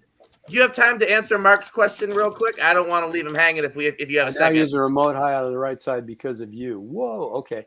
Where did you get that idea yourself? Well, I don't know. You just get inspired. You want more comfort. So I started doing the hi-hat on the other side. I don't know, in the 70s or something, late 70s, kind of. They had a remote then? Yeah, well, you just make it up, I just kept them closed. I had some some Rogers gear, and I just kind of put together a remote, closed one, on the right side, and I realized how much comfort there was in it. So I would kind of use it in periods, and then I realized, well, there's a lot of value to this, playing with your hands open this way, and so I started more and more. Now about almost 100% of the time I'm playing on that hi-hat, and then if I want to do open hi-hats, I'll maybe move my hand over or do it with my left hand. I kind of like made up a whole bunch of sticking ideas and movement patterns that allow me freedom, and get the things in it that I want, But it just seemed like it seemed like comfort, I remember when I was coming back from the accident, I'm watching a Steve Gadd video. It was at the Blue Note, I think, with Chick, and the camera was up on him, and he's playing his ride cymbal, and his left foot is quiet. And you're taught when you play, you're going to play your ride cymbal, you got to have your hi-hat going too, And so I'm thinking, why is he doing that? Because I was having trouble. My coordination was a little kind of twisted from the accident. Things weren't lining up right. And so I texted him. I said, can I talk to you about this? And, he called and we had a conversation. I says, why do you do that? And he says, because it's comfortable. Uh-huh. So, he's not thinking about a rule when he plays. He's thinking about comfort. And I thought, well, that's how I should be thinking, right? And so I left my left foot out of some stuff that I was trying to do that I had always done that I couldn't do anymore. And all of a sudden, everything was fine. Everything was comfortable, Huh.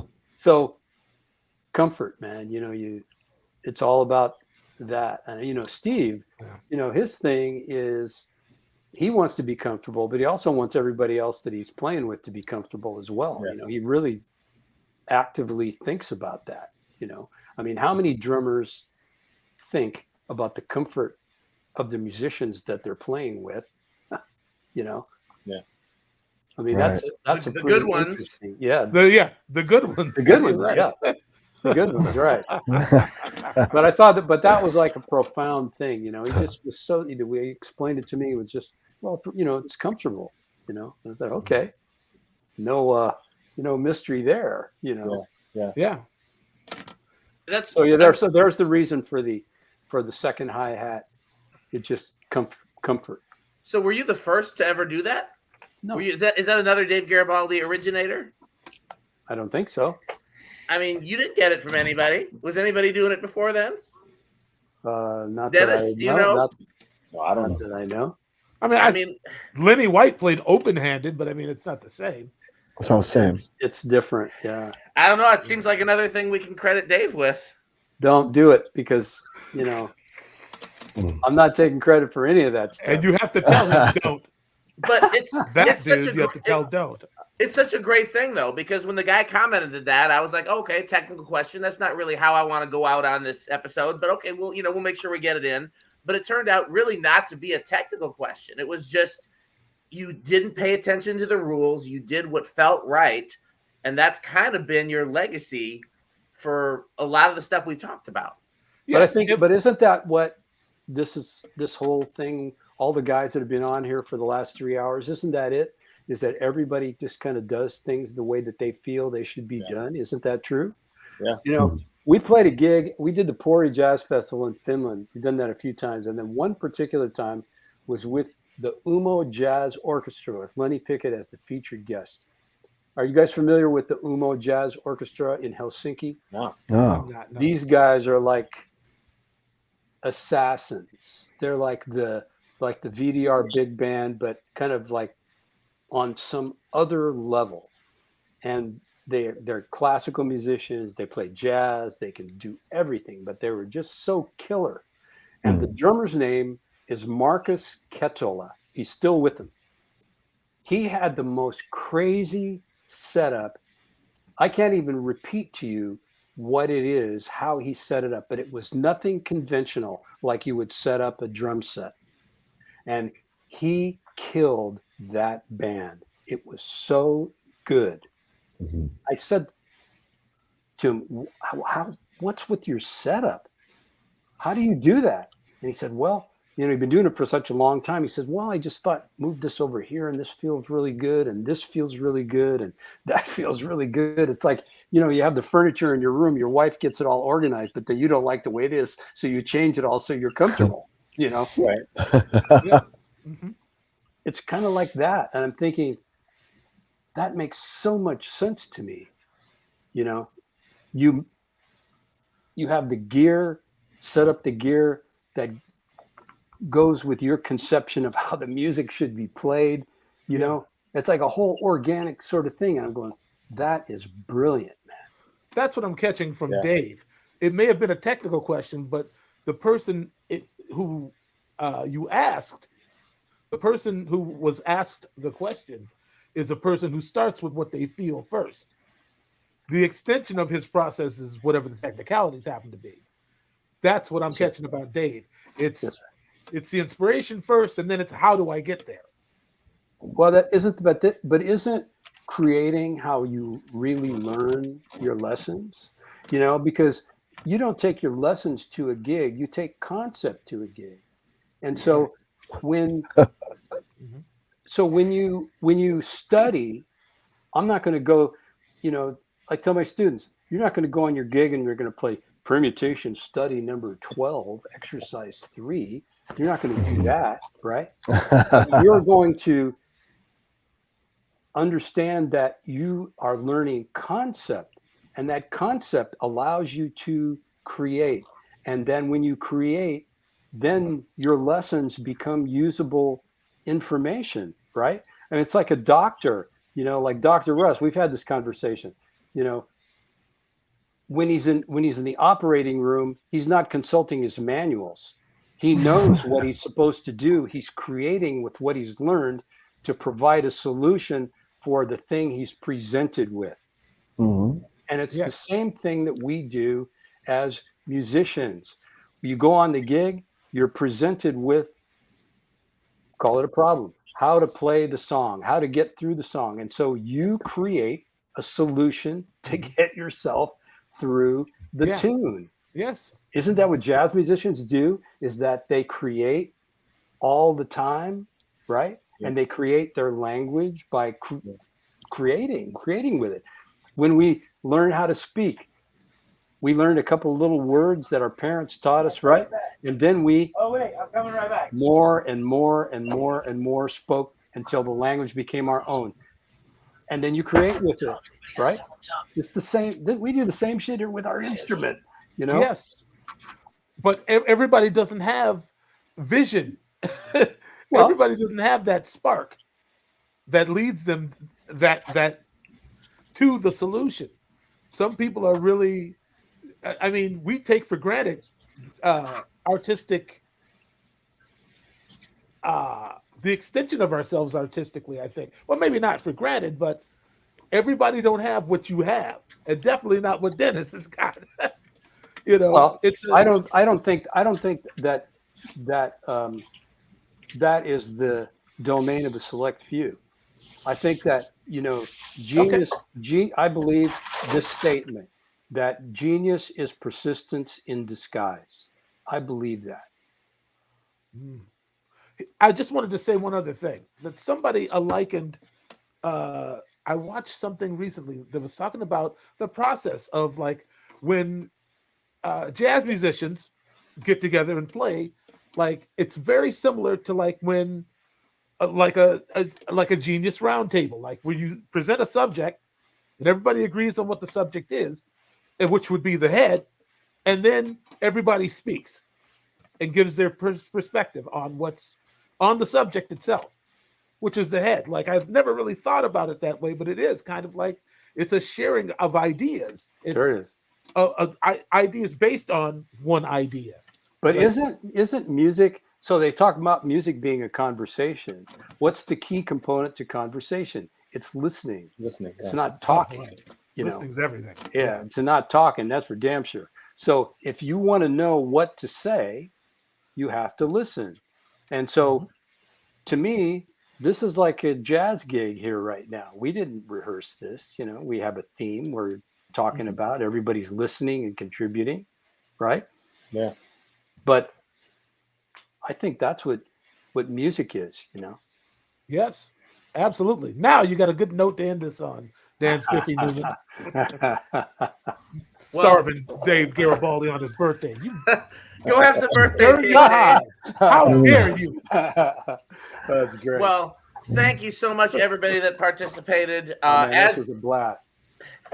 I mean, with all the time zone differences and stuff like that, my biggest fears for tonight was that we weren't going to have enough participants, and boy, that was not the issue. No. And I'm so pleased that we got to do this. I love this idea of, you know, paying homage to people while they're here. I'm already looking forward to the next one, and I'm going to have to argue with Dennis later because I feel like he should be next, and I don't think he's going to necessarily accept it at first, but I think we Not going to happen, pal. See, I'll tell you right now.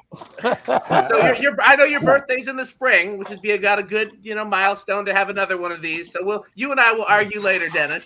But I'm not going to argue with Dennis. You're going to have to do that. Yeah, I'm not a drummer. I'm not scared of Dennis. I see that. He's still from Baltimore. Don't think he ain't thuggish ruggish. He's I know where you live. Yeah, I know where you live. he's from the wire. Hey, well, Don't mess with Dennis. Wait a minute, hold on. I just wanted to say before you wrap up, I realized that Dave, your nervousness is an extension of your humility. That's what it is.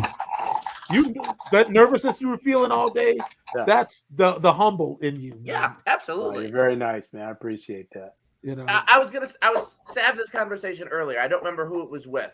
It might have been with I don't remember. Somebody called me earlier, like one of the panelists that we talked to tonight, and I was talking about like so Calvin said something on when Michael and I had an episode that was just me, him, and Calvin, and he said you know, we were talking about Dennis, ironically enough. And he said, you know, that one of the things that makes Dennis so great is that he knows he's Dennis Chambers, but he doesn't treat you like he's Dennis Chambers. You know, he doesn't lord it over you. But the thing about David Garibaldi is I feel like he forgets sometimes that he's David Garibaldi.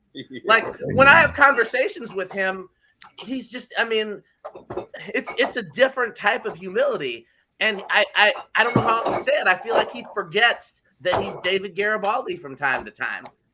And he shouldn't. He's on the Mount Rushmore of drummers, you know?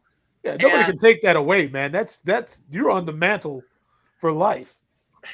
If you don't do nothing else. I mean, let me ask this question. All three of you are. Well, is David the only white guy on the Mount Rushmore of funk drummers? When you say Mount Rushmore, you mean we got to limit it to 4? Yeah. I know it's Clyde. Would it be like Clyde or Jabbo? Do we have to pick? Can we do both? I don't want to do that here. No, we're not doing that. I know. We're not doing this. I'm just saying, like, David is, you know, one of the inventors of funk drumming. But when you talk to him, he doesn't remember that. He doesn't act like that. He doesn't, you know, and it's a different type of humility, you know? And I don't know what my point was. I just, you know, that was him talking about being nervous. You're David Garibaldi.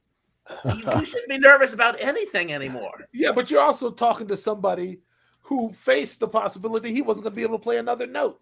Yeah. So let him be thankful that God brought him this far. It's all right. Keep that humility because ain't nobody God but God. So. Well, that's a good note to end it on. Anybody else have anything to say? Michael, do you want to pray the benediction? No, I can't. You go ahead and do the Lord watch. That's my favorite. All right, fellas. Thank you so much, everyone. We will see you next time at the tribute to Dennis Chambers. And he won't be there. Dennis won't be there. Right. We'll love him up anyway. That's all right. So thank you guys so much. Follow everybody on social media. Follow MUSiPOLiTiX. And thank you again. Just so much gratitude for everybody that participated, everybody that watched. And we're going to sign off. Thanks for watching. Take Happy care, birthday, everybody. Dave. Happy birthday, man. Yes. Thanks a lot, guys.